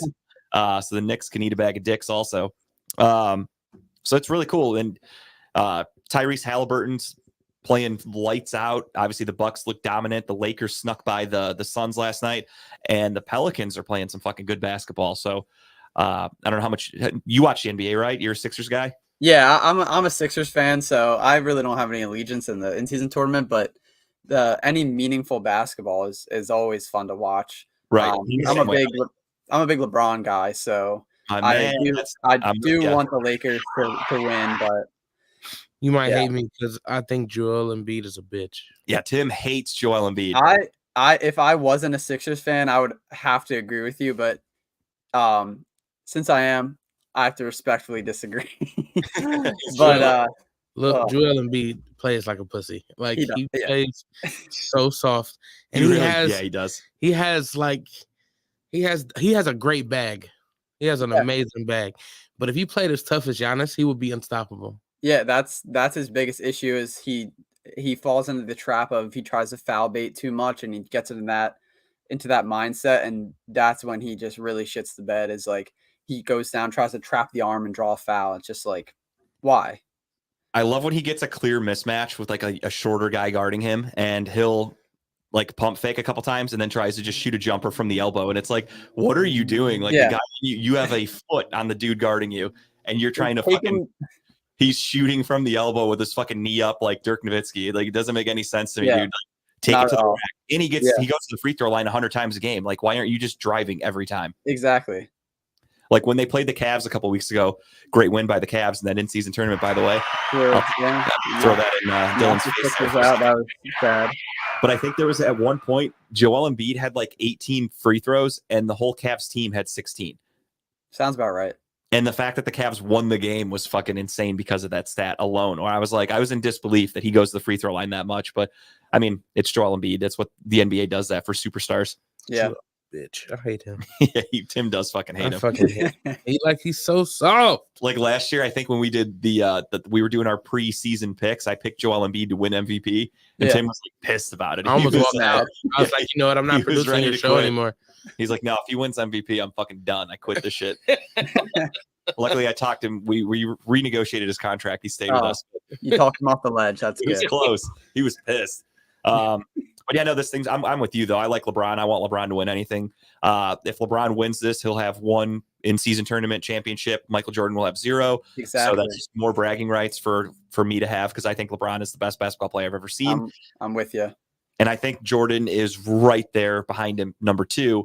But LeBron's just that much better. He to me, he's a better player. Yep, much more complete. I'll happily die on that hill that I think LeBron is the best basketball player we will ever watch. Agreed. And I'm happy that he was in Cleveland for most of his career. And I went to a shitload of games. So I've seen him 1,000 times. And I'm going to be sad as fuck when he retires. I hope that day doesn't come, but it's inevitable. Father Time catches up with everybody. Yep. All right. Now, as I said, Dylan is a Raiders fan. He's wearing the hat. He's got the Cholo flannel on right now. He is full Raiders. Cholo. He left the top button unbuttoned. You got to button that thing up. I'm sure he's wearing some khaki shorts right now and the Chuck Taylors. That's the only button that's buttoned. The other ones are. That's how it should be. If you're full Cholo, that's the only one you button. But he is a Raiders fan. He is a diehard through thick and thin. They have had some rough years. So without further ado, this is the Dylan hour right now. We're going to let Dylan break it down. I want you to tell me, we'll start off with, give me your assessment on this season. Obviously didn't go well. You guys have fired Josh McDaniels. You fired your GM. You're on your third quarterback. Aiden O'Connell is now your starter, but not looking terrible. Do you think that Aiden O'Connell is a guy you guys can build with, or do you think quarterback is still a major issue to address in the offseason? Yeah, that's the big question, and I'm sure it'll continue to be a big question going into the offseason, but I am a firm believer that Aiden O'Connell, as good as he is, he's just not going to push the envelope. He's not going to be the guy. I think he'll be probably in the league for a long, long time, being a backup quarterback, maybe a bridge quarterback on a few teams. But I, at least in my opinion, I value like upside in quarterbacks. You have to be able to push the envelope and elevate your team. And although Aiden O'Connell's accurate and makes the right read most of the time, he has his moments of bad reads and just lacking arm strength, really. So I'm a big proponent on drafting a quarterback round one. I think that's got to be our number one priority because, especially with a new coach coming in, if we can get a coach that drafts a quarterback that they like and that would fit their system, that's a great building block as long as the quarterback actually, pans out, which is always a big ask, but Yeah, and that's a huge thing too. When you get a new regime that comes in, a new GM and a new head coach, they typically want their own guy. So yeah, Aiden O'Connell has not looked good enough to where a guy's going to take that job and go, okay, I'll take it, and I'm riding with Aiden O'Connell. Like exactly. he hasn't struck me yet as a guy that you stake your career on. So I don't think a head coach is going to be like ride or dying with Aiden O'Connell. I agree with you though. I think he could be a good backup, especially when you look around the NFL and the amount of injuries that have happened around here. It's good to have a good backup. Like Yeah. you could always be the Jets, or you could be the Giants. Something about New York, they just don't know how to find backup quarterbacks. You got fucking Danny DeVito and Zach Wilson. But yeah, you want a good backup quarterback. I mean, the Browns are on their fourth quarterback. Our backup was a 5th round rookie who has looked okay. He looked like a 5th round rookie. Exactly. Yeah. He never should have seen the field this year, and they didn't intend him to. So it was an unfortunate incident, obviously, with Deshaun Watson going down. But you never want your backup quarterback to play, but at the same time, you want one that's competent enough to win you games. And DTR has done okay. No knock on him at all, but we've gone through him. We've gone through PJ Walker. We're now on Joe Flacco. You guys at least have stuck with Aiden O'Connell, and you're like, fuck it, let's see what happens with this kid. And I respect that out of the Raiders. At least let him go down with the ship, see what you have. Yeah. But they're also, I won't say conceding on the season, but when you fire everybody, when you're benching your quarterbacks, that's kind of when you know that they're not taking it. Their expectations have been lowered. So yeah, the Browns definitely are trying to win at 7 wins, a few more. We're in the playoffs more than likely. The Raiders are kind of like, fuck it, if we win and we somehow make the playoffs, great, but we're doing it our way. And I respect them for doing that. Yeah, and by doing that, they get to at least know what they have in Aiden O'Connell before they have to make a decision in the offseason of do we have to draft a quarterback or not. They have a good sample size. You never want to look this far into the future, but it's also a good thing to have a backup quarterback that has a little established tape to where if a team has their starting quarterback go down and they're like, fuck, we need a good backup, like what happened with Josh Dobbs, you go, all right, well, we have Aiden O'Connell, who's looked competent as an NFL quarterback. So if you guys want him, throw us a 2nd or 3rd round pick because quarterbacks aren't cheap. So it's good, good little investment for the Raiders. They're letting them build the stock up a little bit. Yeah, definitely. And I was always a big Josh McDaniels hater and Jimmy Garoppolo hater. I would classify myself as horrible decisions as a franchise. Yeah. So that made my season alone. Getting McDaniels fired and Jimmy Garoppolo benched, that made my season. So after that, we could have lost every game, and it honestly probably would have been better for at least the end result in April. But yeah, I was just never a fan of that signing, either signing. Nor should you have. That was horrible, horrible decision making, if I'm being honest. Yeah. Now, moving forward, are there any rumors for a future head coach? Do you think Antonio Pierce is a guy that you guys could legitimately keep, or is it just it's fun to watch him coach, but it's not something that's going to have longevity? I lean towards the second point, that he's fun to watch, but might not be the answer. But kind of the same thing with Aiden O'Connell. It's kind of his audition. Like these last 5 games is his audition. If he can blow us out of the water and blow the staff out of the water with like a great performance, really well coached team, then hey, maybe he is the coach going into next year. But I personally, I'm a big I wouldn't say a big fan because I've done a ton of research into it, but in my preliminary research, I really like Frank Smith? Yeah, Frank Smith from the Dolphins, because Yeah. he was the Raiders tight end coach, I think, from 2018 to 2020.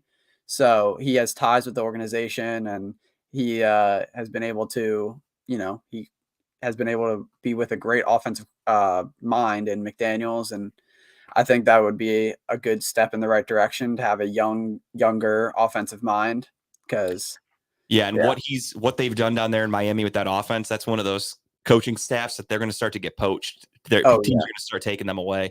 Mhm. Like that's a worry here in Cleveland. We had the Browns defense was dominant to start the year, and everyone's initial thought was, "Fuck, Jim Schwartz is going to get a head coaching job now." But luckily, the Browns defense have sucked the last couple of weeks, so I don't think that's in any danger of happening anymore. Especially given his age too. But young true. coordinators on young teams that are dominating, like the Dolphins offense. Those are guys that get poached. So Yeah, definitely definitely. got to keep an eye on for sure. Yeah. Now, you said quarterback first round next year. I'd have to check. I don't have it off the top of my head. Where are you guys in the draft order right now? If the season ended today, like what are you anticipating your draft pick to be just about?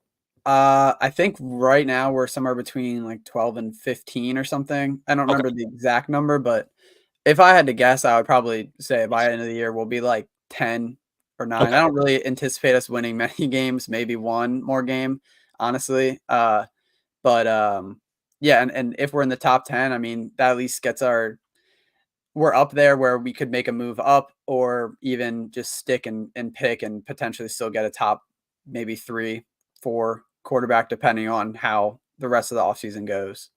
Okay. Now, I know it's really fucking early to even try to do a mock draft or anything like that. However, with that being said, if you guys end up in the top 10, just based off a complete guess of what the top 10 is going to look like, who do you see you ending up with? Like if you guys got Bo Nix, do you like that pick? I do. I purposely have been trying to watch more Bo Nix, Michael Penix Jr., Jaden Daniels, games, because it seems more likely that those might be the names we might be toying around with in the draft. You look into like the second tier quarterbacks, basically. Right. Yeah. Like we're gonna miss out on Caleb and Drake May, but Mhm. those are the three-ish guys that I think are gonna be in the running for our pick. And I don't mind Bo Nix. I have to watch more on him. Obviously, it's still early, but he's definitely got the arm talent. So He's kind of older though, isn't he? Isn't he like 24 or something like that? he is older, but I mean, I'm not too concerned about that, just because quarterbacks, they last a long time, or their careers are normally long if they are actually a good quarterback. So And healthy. and healthy, right? And Exactly. the NFL's doing everything that, for whatever reason, this year did not work out that way. But the NFL's trying everything they can to keep quarterbacks healthy. Obviously, this year's an anomaly where half the league is missing their quarterbacks. It feels like everybody's going dude, down. it's wild. Yeah, it is crazy. Like when I saw Trevor Lawrence go down on Monday night, I truly initially, because it was all happened in one quick motion before they showed a replay, I thought like he just broke his ankle. Like he's fucked. He Yeah. can't stand up. Like he's done. He was salty too. He was pissed because his offensive lineman stepped on Yeah, him. he was pissed. He was so fucking mad. And my first thought, was it's good for Sunday because the Browns play him. I was also like, fuck, dude, another quarterback going down. Like it's already a backup quarterback for the Bengals facing Trevor Lawrence. Then Trevor Lawrence goes down and then their fucking backup has to come in. Yeah. It's just ugly football. Yeah, that was. Yeah, you I never feel want like- to see that. I feel like the more they try to protect people, though, the more it's starting to be more of a dangerous league, because they're look at how they're trying to stop people from hitting, certain ways. I get why they're trying to stop them, but I feel like now you're gonna make me pull back a little bit more, and that in itself could make me get hurt. And that's what's also shown. That's what happens with guys getting ACL injuries and shit like that, because they have put such an emphasis on not hitting above the shoulders. So guys are like, fuck it, I have to go low then. So your only option is to go for the legs. And that's what's like Nick Chubb. If there wasn't such an emphasis on headshots, Minkah Fitzpatrick probably is going for Nick Chubb's head there instead of his knee. Yeah. So maybe Nick Chubb gets a concussion, misses a week. Instead, he blows his knee out, and fuck, his career might be over. I'm choosing a concussion over a leg injury. 100%. If you're like, if you want to miss like a game and a half or a whole year and go through multiple surgeries, I'm taking that concussion. No questions asked. 10 out of 10. So with that being said, too, with the Raiders' future outlook, stay or go, Davante Adams. I'm currently indifferent. I love Devontae Adams, but if we can get a good return for him, I have no qualms with sending him out, especially with a looming retool or rebuild, whatever you want to call it. Yeah, It's that's how gonna, I would feel. He's not getting any younger. yeah, You're obviously going to be drafting a rookie quarterback, so it would be more than likely having a rookie quarterback come in. So you want a stud wide receiver to help groom him. That would be great. But like you said, if you get a big return, how do you say no to that when you're in a rebuild? yeah, You exactly. can't justify that chunk of your payroll not having assets returned for a guy to have a season where you're probably not going to be that good anyway. It's like a feeler season, if you will, with a new head coach, new quarterback. I would take the draft picks. Yeah, I would too. If we can get anything in similar to what we paid, like a first and a second, I think you have to take it. To. Yeah. And what about Josh Jacobs? He stayed on a 1-year deal, didn't he? Yeah, he's a 1-year deal, and I'm kind of in the same boat. Like he's not living up to that year that he had last year. Yeah, at all, not even close. And especially with your being a rebuild, potential rebuild, running back. I mean, you've been in the league. I think Jacobs he's been in the league for 4 or 5 years now. That's an eternity for a running back. Right. Yeah. Now, defensively, off the top of my head, obviously you guys would keep Max Crosby. You don't get rid of a stud defensive end.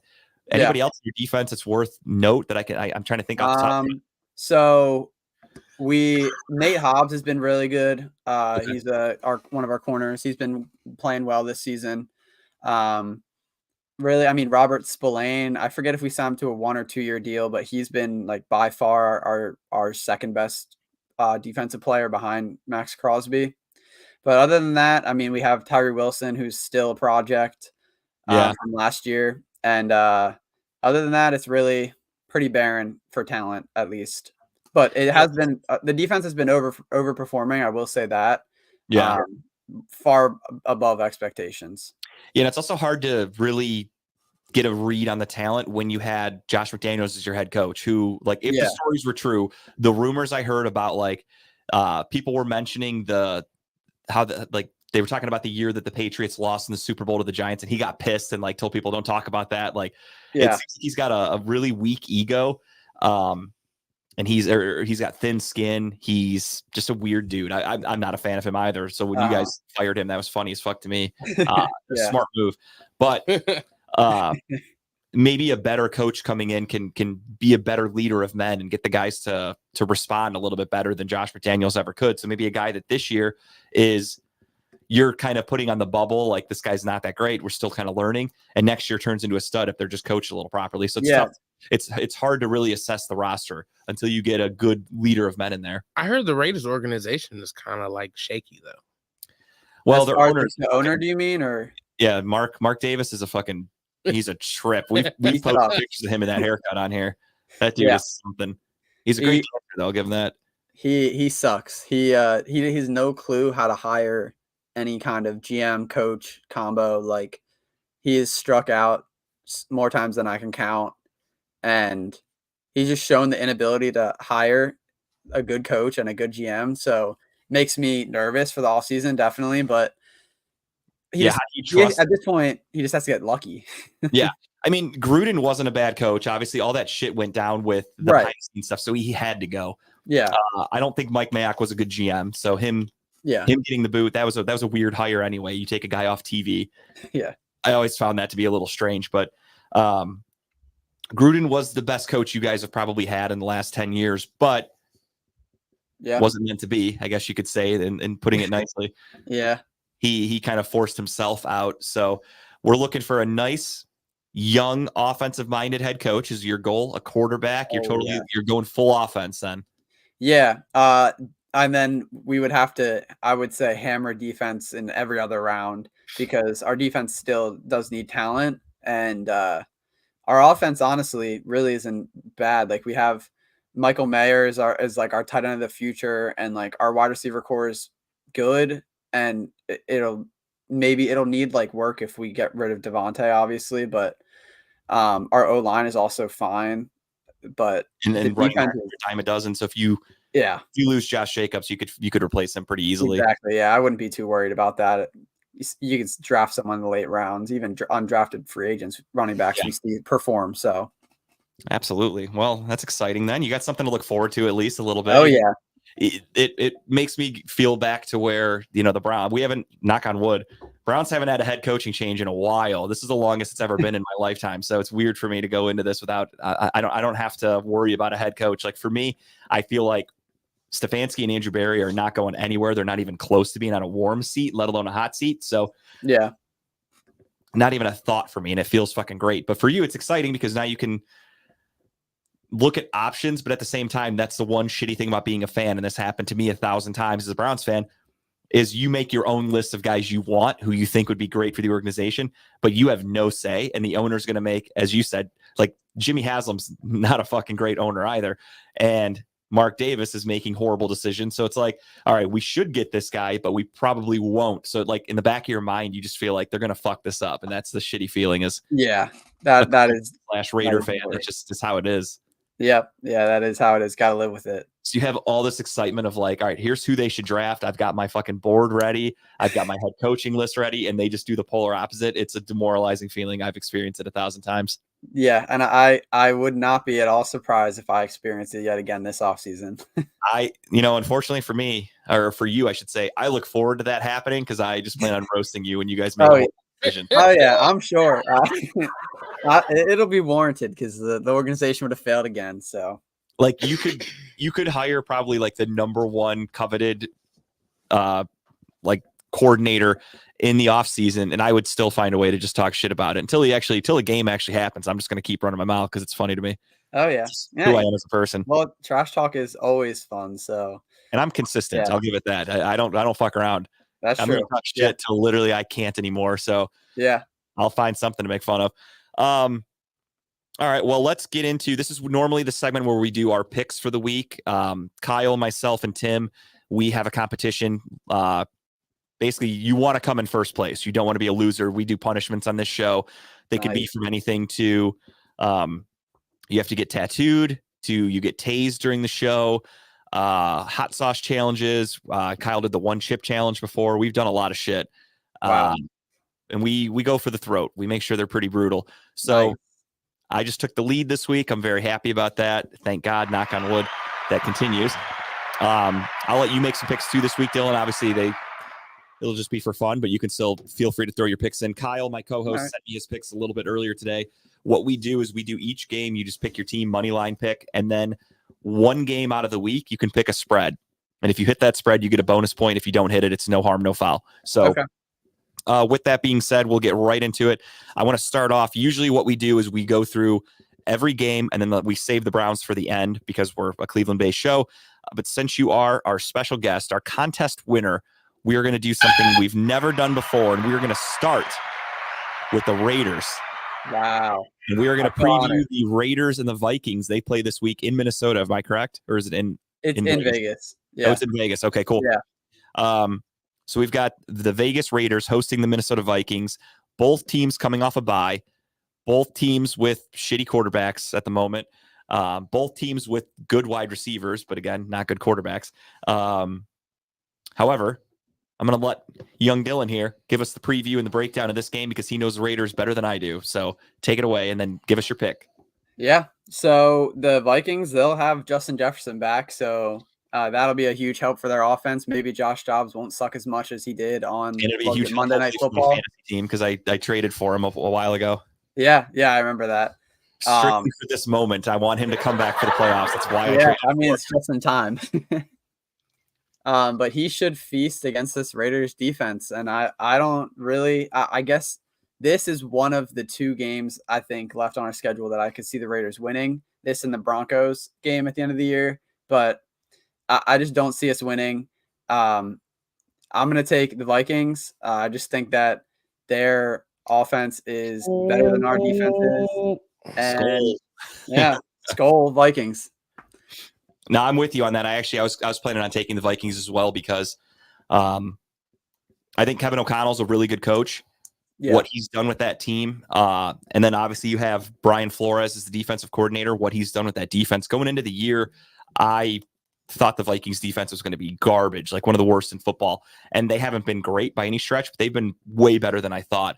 And it's very similar to the Browns, where they're not going to make any splashes, but they are still in contention for a playoff spot. So I think the Vikings are playing for a little bit more than the Raiders. So Yeah, they've had an extra week to prepare. And as you said, you got Justin Jefferson back, and I feel like you really can't go wrong with Justin Jefferson on your team. Anybody can just throw the ball up, and that dude's got a really good chance of catching it. So Yeah. In basically a 50-50 split of which team I would pick, normally I would take the home team, but because of Justin Jefferson, I would go with the Vikings. Yeah, that's fair. And Tim likes to make his picks by using sound effects of the team. Sometimes you get a Viking horn, sometimes you get an animal noise, and I love every second of it. Nice. And let me see who Kyle took. Kyle also took Minnesota. So we have a clean sweep of Minnesota No this way. week. Wow. Go Vikings, I guess. Yeah. And the spread is currently I'm not touching this. Minnesota -3, in case you want. I have my spread picked out, so I didn't know if you wanted Not one. touching that Okay, spread. nor would I. No. All right, and now we will get back to the regular schedule in order. And Thursday night football, we've got the really fucking shitty, garbage, worst Thursday night football game of all time, probably. This one's really bad. We have the New England Patriots going into Pittsburgh. Mitch Trubisky against Bill Belichick. That's like, you can't even hype up anybody on the Patriots. I'll start here. I am going to go with I want to go with the Steelers because they're the home team, and I'm like, they're going to create some turnovers because they're probably starting Bailey Zappi at quarterback, whoever the fuck. And the Patriots defense is good, but Mitch Trubisky also sucks, so they could create some turnovers. So it's really a double-edged sword. The spread is Pittsburgh -6, which I kind of thought was high as fuck. Like there was a part of me that wanted to take New England +6, but I'm not touching this one because this game is ugly as shit, and I really don't know which direction it's going to go. So just strictly money line purposes, I'm going to go Pittsburgh because they're the home team. This is truly a 50-50 game. I have no idea who's going to win. I am just taking the home team, so I'm going Pittsburgh. I am taking Pittsburgh as well. Yep, clean sweep. Pittsburgh for me as well. Clean sweep. That's dangerous. Whenever there's a clean sweep, it usually goes really badly. Yeah. If you look at the paper from last week, it's like, okay, we all took Kansas City, lost. We all took Jacksonville. We all took Cleveland, fucking lost. We all took Pittsburgh. Every clean sweep we had was a fucking loss for everybody. That's insane. But yeah, no, I have to do it. I hate picking Pittsburgh. I hope they lose, of course, but I just can't. I also think that, as we said earlier, I think the Patriots are tanking, and they just don't have any interest in winning the game. It could be like, you could throw it up, Tim. I forgot about that. I have the bet stamp for my bet of the week. So one of our sponsors, Bet Stamp, they have an app where I've told everybody about it before. You go on there, you can look up damn near any bet you want. It's going to show you the best odds. It'll tell you which app is going to give you the most money. So this week, I should say, I decided to go with the Pittsburgh Steelers and the New England Patriots under. Right now, the total is 30, and I'm taking that under. I could see this game barely hitting double digits. Honestly, like a 6-3 Pittsburgh win. These offenses suck, and these defenses are both pretty good. So I rolled with the under. And it says, I think Betfred is the app that it wants me to use, if I'm not mistaken, on there. And with that, if you make that bet of $20, I think you win. I gotta find it on my phone here. I can't see it on the screen. It doesn't say the name. Okay, yeah. So I got it here. Oh, so Betfred. yeah. So on the app Betfred, if you bet $20, you win $18.20. So it's -110. It's not quite getting your money back, but it's not that far off. So I'd be willing to throw some cash down on that. So I already did. I'm getting it now before Vegas makes it even lower because I think 30 is too high. So I took the under, and again, -110 if you go on Betstamp, or if you go on Betfred, and I used Betstamp to find that. So check it out today. Go to Expert Elite. It is signupexpert.com/TBB. You were close. You got me there, Tim. But go to signupexpert.com/TBB, and what you're going to do is it's going to show you every app that's available in your area, whether you're from Ohio, you're from Pennsylvania, you're from Jersey, you're from fucking California. It doesn't matter. It's going to show you all the apps that you are eligible for, and it's going to tell you all the bonus bets you can get. And if you use that link, That's cool for me because that's my affiliated link. So do that. So yeah, I'm taking Pittsburgh and I'm taking the under. Next up, we've got the Buccaneers at the Falcons in a battle of the shitty NFC South. Oh, And this one is basically a pick 'em. Vegas has it as Atlanta -1.5. So even Vegas doesn't know who to pick here. Atlanta's defense is pretty good, but their offense is trash. And then you have Tampa Bay with Baker Mayfield, and I can't get a read on that team. 1 week they'll score 30 points. The next week they'll score 10. I can't get a read on that team. It's just that's who Baker Mayfield is as a quarterback. So, this one's tough. Late in the season, Baker tends to spike up a little bit, just a little bit. With that being said, I'm still taking the Falcons. It's tough though because I'd have to double check the records, but you've got Tampa Bay is 5-7, Atlanta 6-6. So that division is wide open. So this game is basically if Atlanta wins, they're going to go up another game over Tampa Bay, almost eliminate Tampa, and vice versa. If Tampa wins, they're right in the fucking thick of things for the division. So kind of a must-win game for Tampa Bay. That means Baker Mayfield's going to have to put the game on his shoulders. And when he does that, he typically goes south. It's had too much pressure, yeah. Way too much pressure. Baker Mayfield's just not a very good quarterback. With that being said, give me the home team. Give me the Dirty Birds. Give me the Falcons. You as well? no, I'm going to go with the Bucs. The cost. I was thinking Tim. I was asking Tim. Dude, Tim's going Atlanta. Kyle took Tampa Bay. And you too, Dylan, huh? Yep. All right, Tampa Bay, a couple of Baker bros, Kyle and Dylan. But Oh, yeah. Yeah. I couldn't do it. I got to go Atlanta. I've seen enough out of Baker this year. I'm riding with you, Dub. Yeah, and shout out to Dub. That's Dub's favorite team. He's from Atlanta. He's a diehard Atlanta sports fan, all the way down to the Hawks, and that takes balls to be a Hawks fan. So I'll give him credit on that too. The Hawks, they were good for a little bit, and then they ran into LeBron. And that happened to a lot of franchises that ran into LeBron James. LeBron James ruined so many teams that were actually pretty fucking good. The Wizards were really good. The Raptors Raptors. were fucking. He split up that Raptors team. Kyle Lowry and DeMar DeRozan were like, "I'm getting the fuck out of here, dude. This Yeah. guy, we can't beat him." The Celtics, I loved it. I loved watching LeBron just destroy franchises. Next up, we got the Colts, the Bengals. As I said earlier, the Colts are still in it. They're battling for a wild card spot. The Bengals had a fresh breath of life from Jake Browning on Monday. He looked like a Hall of Famer. I don't understand how bad the Jacksonville Jaguars defense has to be to make that guy look like a stud, but they found a way to do it. Chase was killing. Yeah, Jamar Chase was just catching everything. I mean, Jake Browning didn't even look that good. It was just they were doing all the They work were for him. catching everything. He threw it in the area, and they were catching it. However, I don't think that is going to strike twice for them. I'm taking Indianapolis this week. Again, they're battling for a playoff spot. They're actually playing pretty good football right now. Their offense can move, even though they're without Jonathan Taylor. I don't feel like the Bengals are going to have that lightning striking twice thing with Jake Browning. I think that was a fluke last week, so I'm going with Indy. Go ahead, Dylan. All right. Yeah. I think Indy's record is a little overinflated. So I'm going to ride the hot Bengals and I'm going to take them. Okay. I'm actually gonna go with Dylan on this one. The Bengals. Not that I don't agree with the lightning striking twice. No, I think they're still gonna suck. Yeah. I think the game. That's fair. I think the game's not gonna be like. It might be fun to watch just because it's gonna be. I feel like they're gonna play with intensity, but I don't think it's gonna be like a crazy game. Right. But I do think the Bengals pull it out. Okay. That is 3-1 then, because Kyle also took Cincinnati. So I'm the lone wolf on that one. And I'm okay with it because I took the lead. So I think I'm doing something right. I'm onto something here. You might be. Next up, we will skip the Browns game till the end.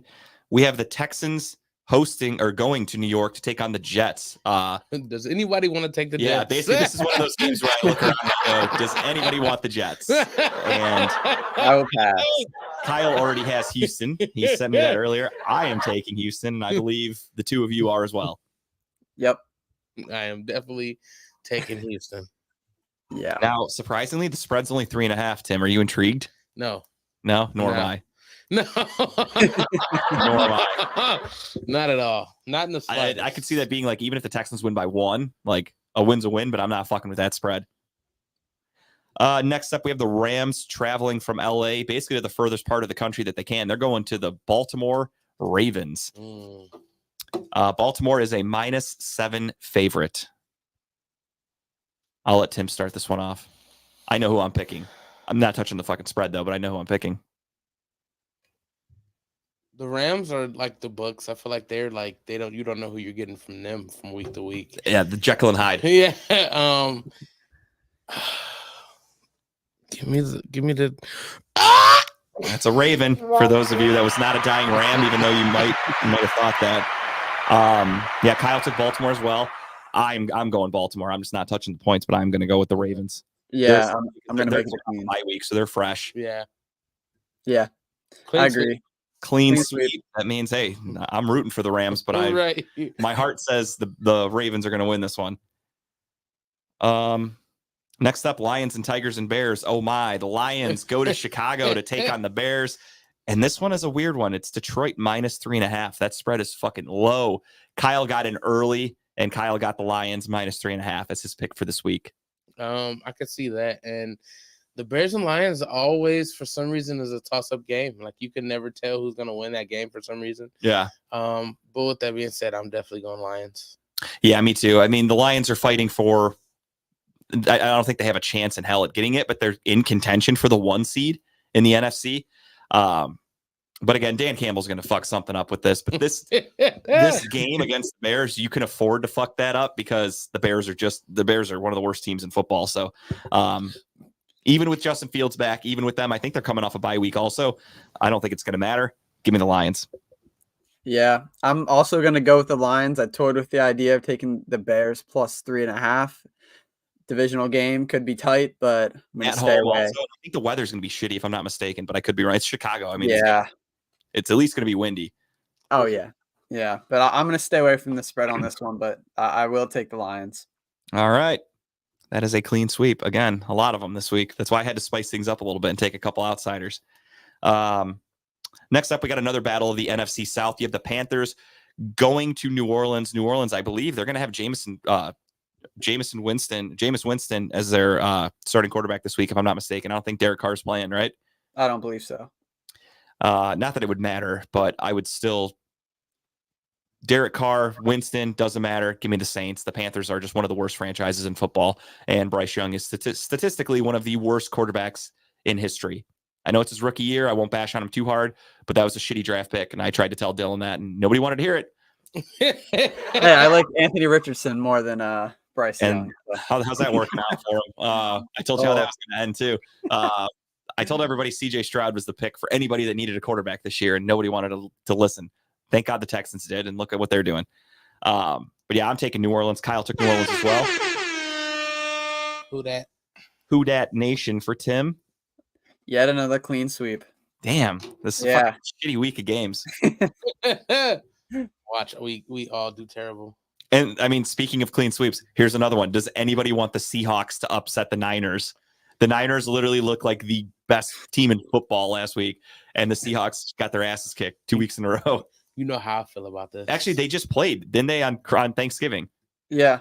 I forgot about that. Yeah, literally like 2 weeks ago, they just played, and Seahawks got their asses kicked. So I don't think anything's changing here. I'm taking San Francisco. Yep, agreed. Another Purdy game. I would take the spread, but even Vegas is like, the Hawks suck. It's 10.5, dude. That's a fucking high spread. I'm not touching that. Even though it's in San Francisco, but I'm still not touching it. 10.5 is a lot. I might have to go back to one of them other games. Well, Clean sweeping. Now this is where it gets good. So that game's not bad. I would watch that one if it's the only one on TV. This game, as an AFC guy, as a Browns fan, this one's really intriguing to me. Bills at Chiefs. Bills are fighting for their playoff lives. Chiefs just had a huge upset. They're costing themselves the 1 seed, which was a fucking lock if you'd looked at it a couple weeks ago. It seems like nobody in the AFC wants the 1 seed. The Chiefs could have kept it if they won on Sunday. They lost. The Jags would have had it if they beat the Bengals on Monday night. They lost. So nobody wants the 1 seed. Now the Bills, they're just hoping to get a playoff spot. And it's going to start with a win on Sunday. They desperately need one. I will give you a spoiler alert. Kyle already did take the Bills. He's got the Bills in there. As I sit here right now, What's as I the live spread? and breathe and talk, I don't even know. Kansas City -1.5. Vegas is basically saying it's a fucking pick 'em. I don't know which direction to go because Kansas City has looked so good at times and then so bad. And same can be said for the Bills. Bills, any given week, they could look like a powerhouse, and then the next week they look like dog shit. Where are they? It's in Kansas City. I'm gonna give it to the Swifties. You're going full Kelsey T. Swift. I'm sure she'll be in the building for this one. You're doing a top lock chop. And I actually might take the spread on that since they gave that might be a gimme. Yeah, it's damn near. You're thinking about it. Yeah, I'll jot you down for Kansas City right now. Yeah, and then if you want that spread, you let me know. All right.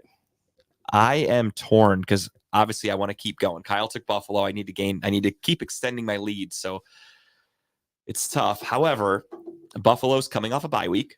They're rested. They're fresh. Again, they're fighting for their playoff lives, where the Chiefs are just fighting to get the 1 seed. They had 2 weeks to prep for this game. Yep. You got a point. Yeah. That's kind of how I look at it. And again, they're fighting for their lives. Another loss for Buffalo basically eliminates them from the playoffs, where the Chiefs could afford to lose a couple more games. They're gonna run away with the AFC West. It's just a matter of seeding at this point for them. So I got to go Buffalo, I think. No, I think that's a good pick. I think I got to go Buffalo. As a Raiders fan, I can't. Yeah, pick you the can't pick Chiefs. the Chiefs. I respect that. I got to go with the Buffalo Bills. All right, you're sticking with the Chiefs? I'm going to stick with the Chiefs. You're the lone wolf there, Tim. It feels good, doesn't it? It does. It makes you kind of feel like an outlaw. It does. It actually does feel good. I'm definitely going to be watching that game. Yeah, I'm hoping that one's I think it is. I think that's the 425 CBS game, so that'll probably be Tony Romo and Jim Nance. It's plus one. They had to have 2 points. So Kansas City has to win by 2. They're minus 1.5. He's What's thinking. the next game? Next game is this one's Dylan's favorite game of the week, probably. You've got the AFC West. You've got the Broncos taking on the Chargers. He's got to be loving that one. Oh, yeah. That one's Chargers minus 3 in LA. Yeah, that's a weird one. Because the Broncos have been one of the hottest teams in football up until last week, where basically the analytics show that if they don't create turnovers, they don't win football games. Yeah. Chargers can turn the ball over. I feel like I have to go with the Chargers. I think this is one of those games that people want to take the Broncos plus money because they got the better record, and Vegas, I think they know something. I think the Chargers are favored for a reason, so I'm going to go with them. That's how I look at it too. I also think if the Chargers defense has been playing a lot better lately in the last few weeks. Good, because their head coach is a defensive minded head coach. It only took him till he's about to get fired to figure out how to run a defense in the NFL. Yeah. But they figured it out. And I think the Broncos really aren't a good team.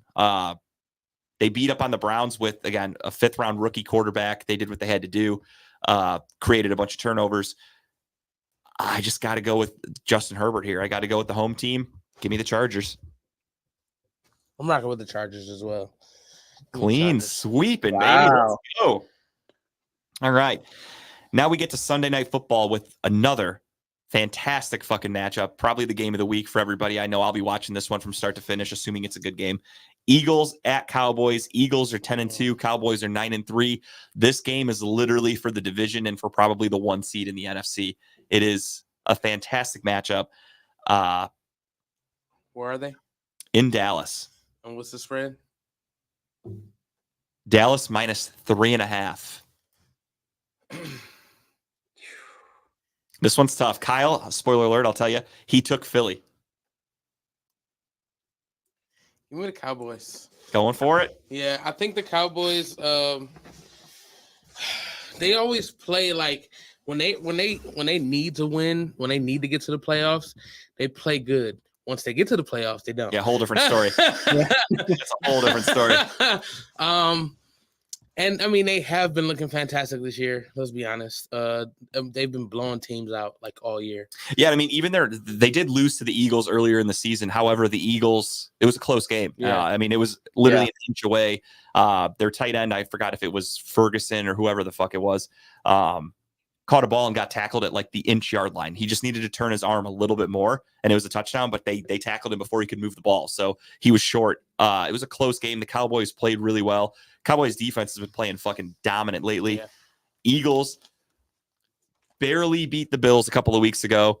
Then last week, they get fucking embarrassed by the 49ers. Makes me think they're very human for a team that at one point looked like they were never going to lose again. They had that fluke loss against the Jets, but to me, I don't know. I think I'm with Tim. I think I got to go with the Cowboys on this one. Yeah. No team in the NFC East has gone back-to-back division titles in like, I think it might be like 10 or something years, maybe more. I think the trend continues, and I think that I have Cowboys winning the division. Wow, that's a bold Cowboys pick. winning the division and winning on Sunday. But I think I'm going to take the Eagles plus 3.5 as my spread pick. Yeah, I could see this one being a 1-point game. Truly, like a last-second field goal wins this thing for Dallas. Yeah. All right, I'm with you. I'm going Dallas. However, I am not going to take the points. I am saving that one for this game. The doubleheader on Monday Night Football, game 1. Actually, I can't even say that. They start at the same time, which I don't know why the NFL did that. That's fucking stupid. I didn't pay attention to that part till right now. Both games started at 8:15 for some reason. Packers at the Giants is the first one listed, at least. So I'm going to go with the Packers. I'm taking their points minus 6.5. I think they win by more than a touchdown in this game because the Giants are hot garbage. And the Packers have shown over the last few weeks that they can score. It's in New York, but they're from Green Bay, so the cold weather is not going to affect them. Being a night game in December in New York, I don't think that's going to play a factor at all. The Giants have officially announced that Danny DeVito is their starting quarterback going forward. They are not switching back to Tyrod Taylor, so DeVito can literally barely score a touchdown every week. So I am going to go with the Packers here, who have been playing really well lately, and they are a surprise sleeper team to make the playoffs. I'm going with Green Bay minus 6.5. I agree with the Green Bay pick. I think that they're going to dominate this game. Now, Kyle also took Green Bay. Tim is coming back from the bathroom right now. He had to take himself a little leak. I respect that. That's what we do here. We fill in. I have a feeling Tim's going Green Bay. Green Bay and the Giants. Yeah, I took Green Bay minus 6.5. I'm taking the points on that one. I think Green Give Bay me is that going Kobe back. That Kobe Jack cheese. Colby Jack cheese, baby. He's a cheesehead. Let's go Green Bay. Clean sweeping for everybody. I feel like that's a pretty simple pick there. The Giants suck ass. Yeah. This game will also be a clean sweep. However, the spread is a fucking wide one. Titans go to the Dolphins. Also Monday Night Football. 2 Monday Night Football games this week. Kind of cool that they're doing that, but they both started at 8:15, so it's kind of stupid in that aspect. But I guess they're on different channels. So you got ABC and ESPN, so I'll be switching back and forth. Yeah. Titans go to Miami. Miami minus 13, which they could easily win by 2 touchdowns. No problem. But I'm not touching that fucking spread because it could rain. Anything's possible. I'm not touching it. But I am going to take the Dolphins in a no-brainer pick. Yep. No brainer pick. Dolphins.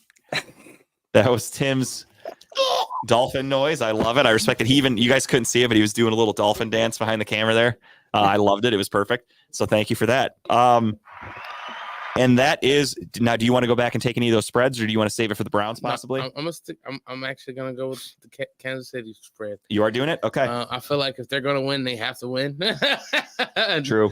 So, yeah, I'm gonna take the what I hope is a gimme. All right, Kansas City minus 1.5 for Tim. I am going Green Bay minus 6.5. Kyle's going Lions minus 3.5.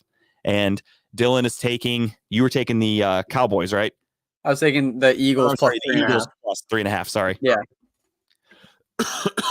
All right, we are down to our last game, and that is, of course, the Browns hosting Jake's favorite team, the Jacksonville Jaguars.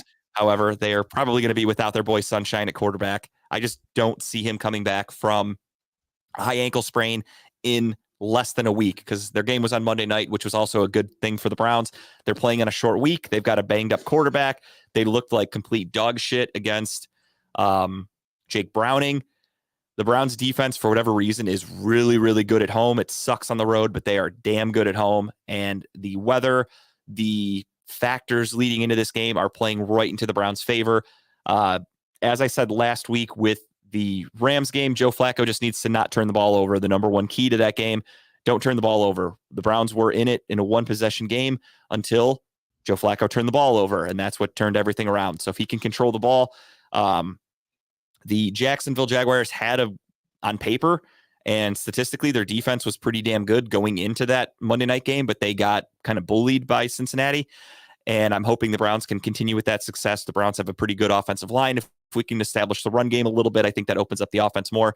However, I'm a little worried about Amari Cooper. He left the game with an injury in Los Angeles, and I haven't heard one word of an update on him. Obviously, today is only Wednesday, so hopefully we hear more. But without Cooper, that makes things really tough for the Browns. But our run game is good. Our defense should play really well. We get Denzel Ward back, it's looking like. So I am taking the Cleveland Browns this Sunday to win and to get themselves one step closer to the playoffs. What did Kyle say down there, Tim? He just put a comment in. I can't read it. He said he hates what he picked. Yeah, he took Jacksonville. Kyle's a traitor. I will say that now. He has been down in Florida for just 2 days now, and he thinks he's a Floridian, and he is taking Florida teams. So he went full Florida man, and he took Jacksonville. He took Tampa Bay. He took Miami. He took all the Florida teams, and I don't like it one bit. But I'm going with Cleveland.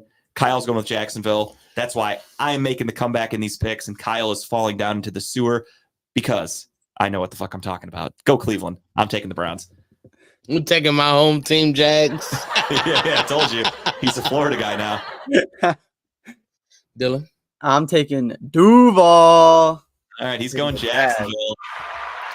He's only doing that because his friend Jake. But I'm going to talk so much shit on Sunday. Make sure your guys' phones are fully charged and the ringers are turned on because I am going to be a nightmare to deal with, especially if we lose. Boy, it's going to be tough for you guys. Let me just tell you that right now.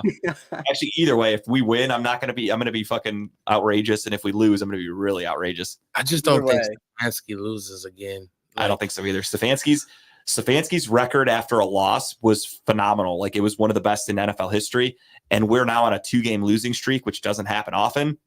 I think we figure this shit out, especially if we were in Jacksonville, for sure I'm taking the Jags. I wouldn't even think twice. But there's a chance we're facing CJ Beathard and we're doing it in Cleveland, or it's a one-legged Trevor Lawrence in Cleveland with this defense, with Denzel Ward back.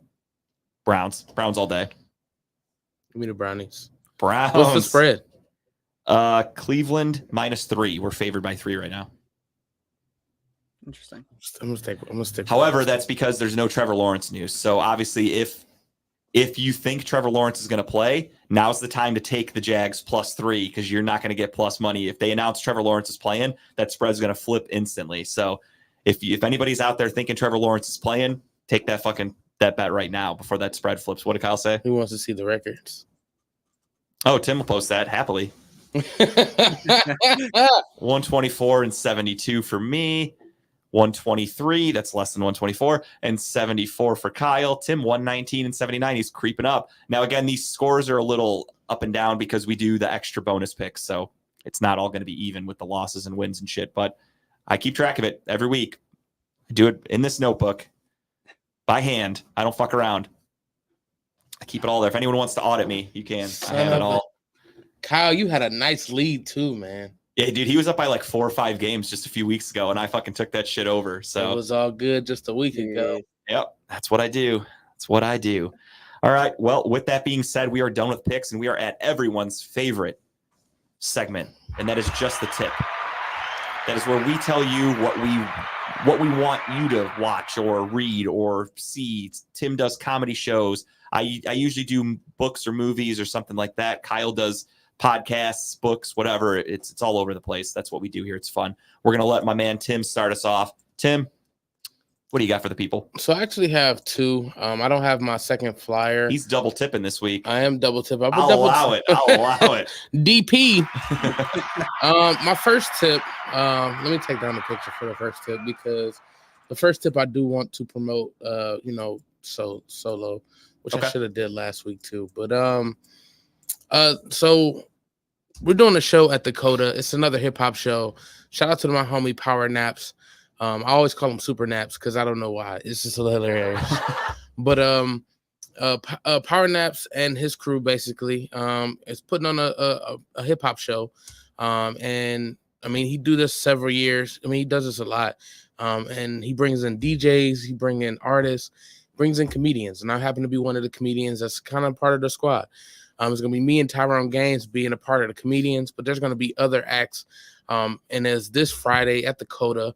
Last time I was at the Coda, my car got repoed. So it's always a good time at the Coda. It can't go as badly this time, I guess. My car note is paid, so it won't get repoed. They have great pizza down the street, so it's always a good time at the Coda. The Coda has a great sound system, a great environment. Bartender's amazing. She makes quality drinks, and I'm not even usually the type to get like mixed drinks. I usually like mine straight up. But she makes phenomenal drinks. I don't know her name, but she's amazing.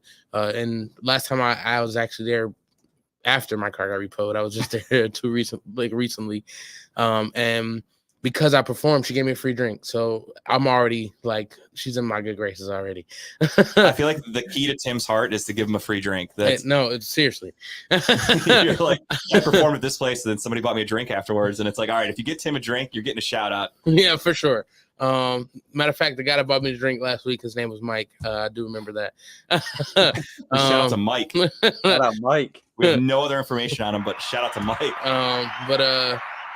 It's always a dope time at the Coda. You have no cell phone service, so that only thing that sucks. But That's a bummer. Yeah, but it's a great location, great place. They are welcoming to all genders. They have actually have a male bathroom and then all gender rooms, so it's kind of cool. No shit. Hey, Yeah. progressive. I like it. Right. So I think that's cool. And the only reason why it's a male bathroom because it only has a urinal. So I mean, if chicks are flexible, they could use it too. But they probably could. I've seen some shit. They sell those little funnels that Yeah. they just like put on their vagina, and it's the whole fucking thing. Yeah, for sure. But it's a great location nonetheless. I think it's $10 to get in. Only thing they don't have is food, but they may, a vendor may come in and serve food. But the sound system is great. The environment's great. Come out if you get the chance. It's this Friday starting at 8:30. Like I said, $10. Come down. And then my second one, it's actually next week. I am doing a comedy show at the Palmer Pit Stop. Shout out to the Palmer Pit Stop. A great room to do comedy in. And one of my good comedy sisters is headlining. Shout out to Ulysses Dickerson. That's it's right across the street from Walgreens, right by us. Yep, right across Okay, the I've street. been there. That's right. That's not far from me. When is this show? It's next Thursday. Next Thursday. Next Thursday, show starts at 7:30. I am a part of the lineup, so I'm excited about that. It's going to be me, Travis Brown, Stephen Prince, headlined by Ulysses Dickerson. Usually always a great crowd. When you find rooms to do comedy in, you got to kind of hold them near and dear to your heart. And Palmer Pit Stop, even the open mic nights are pretty good. The people are coming to watch comedy, and you can get your rocks off in a room like that. I really enjoyed every time I've been there, even as a spectator. Usually the crowd's pretty welcoming. The bar's pretty nice. They actually have cheap drinks. Like I think a shot of like Crown is like $3.75. That's not bad at all. No, it's fucking phenomenal, dude. Yeah, no, I will. I'll double down with what Tim said because back in the day I used to dabble in stand up also, and the first place I ever performed at, I used to go to this place. I don't even know if it's still open. Touch Supper Club. Yeah, over by the West Side Market. Not familiar, but so I never heard of it till I saw the open mic night, and I went there and performed a couple times, and it closed down, and they don't host open mics there anymore. So, like you said, yeah, if you find a good room, it's awesome, but they come and go so fucking often. Yeah, they do. It's bad. It's been going strong. Shout out to Nancy Abraham for putting this on. Going nice and strong. And next Thursday it's gonna be a show. Hell yeah! Is it free? It is free. Yes, it is free. Sweet, yeah, it's a free show. Not that I'm cheap, but that is right down the street from me, so I could probably swing by. I just didn't know if I had to get a ticket or anything. No, it's a free show.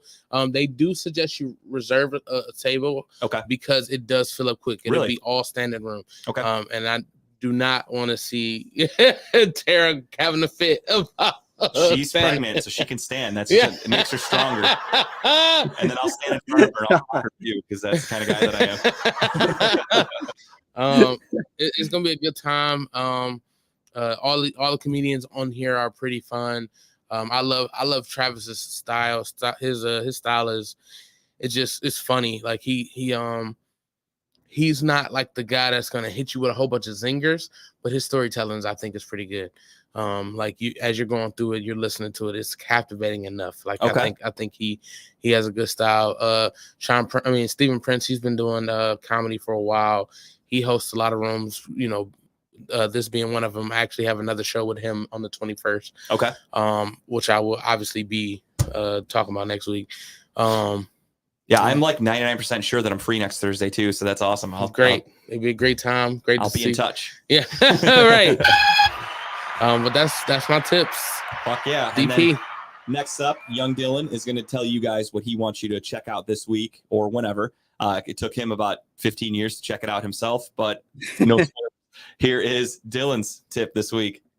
Yeah, so not a new movie at all, but my tip is to watch Black Swan. I watched it just recently, but I think it came out in 2010. It's definitely a little bit weird. It's about a ballet performer who basically is attempting to get the lead role in an upcoming ballet where there's like a black swan and I think it's black swan and white swan, and one's like the good versus evil. It's kind of like the the age old you gotta fight the dark and stay towards the light kind of thing. But yeah, it's kind of like a mind bender. There's a lot of interesting kind of twists in the plot, which I thought was really awesome. That's why I thought it would be something good to recommend. I'm a big plot twist guy, so that's partially why I liked it. But also because it was a story about Nina is the main character that you see on the screen there.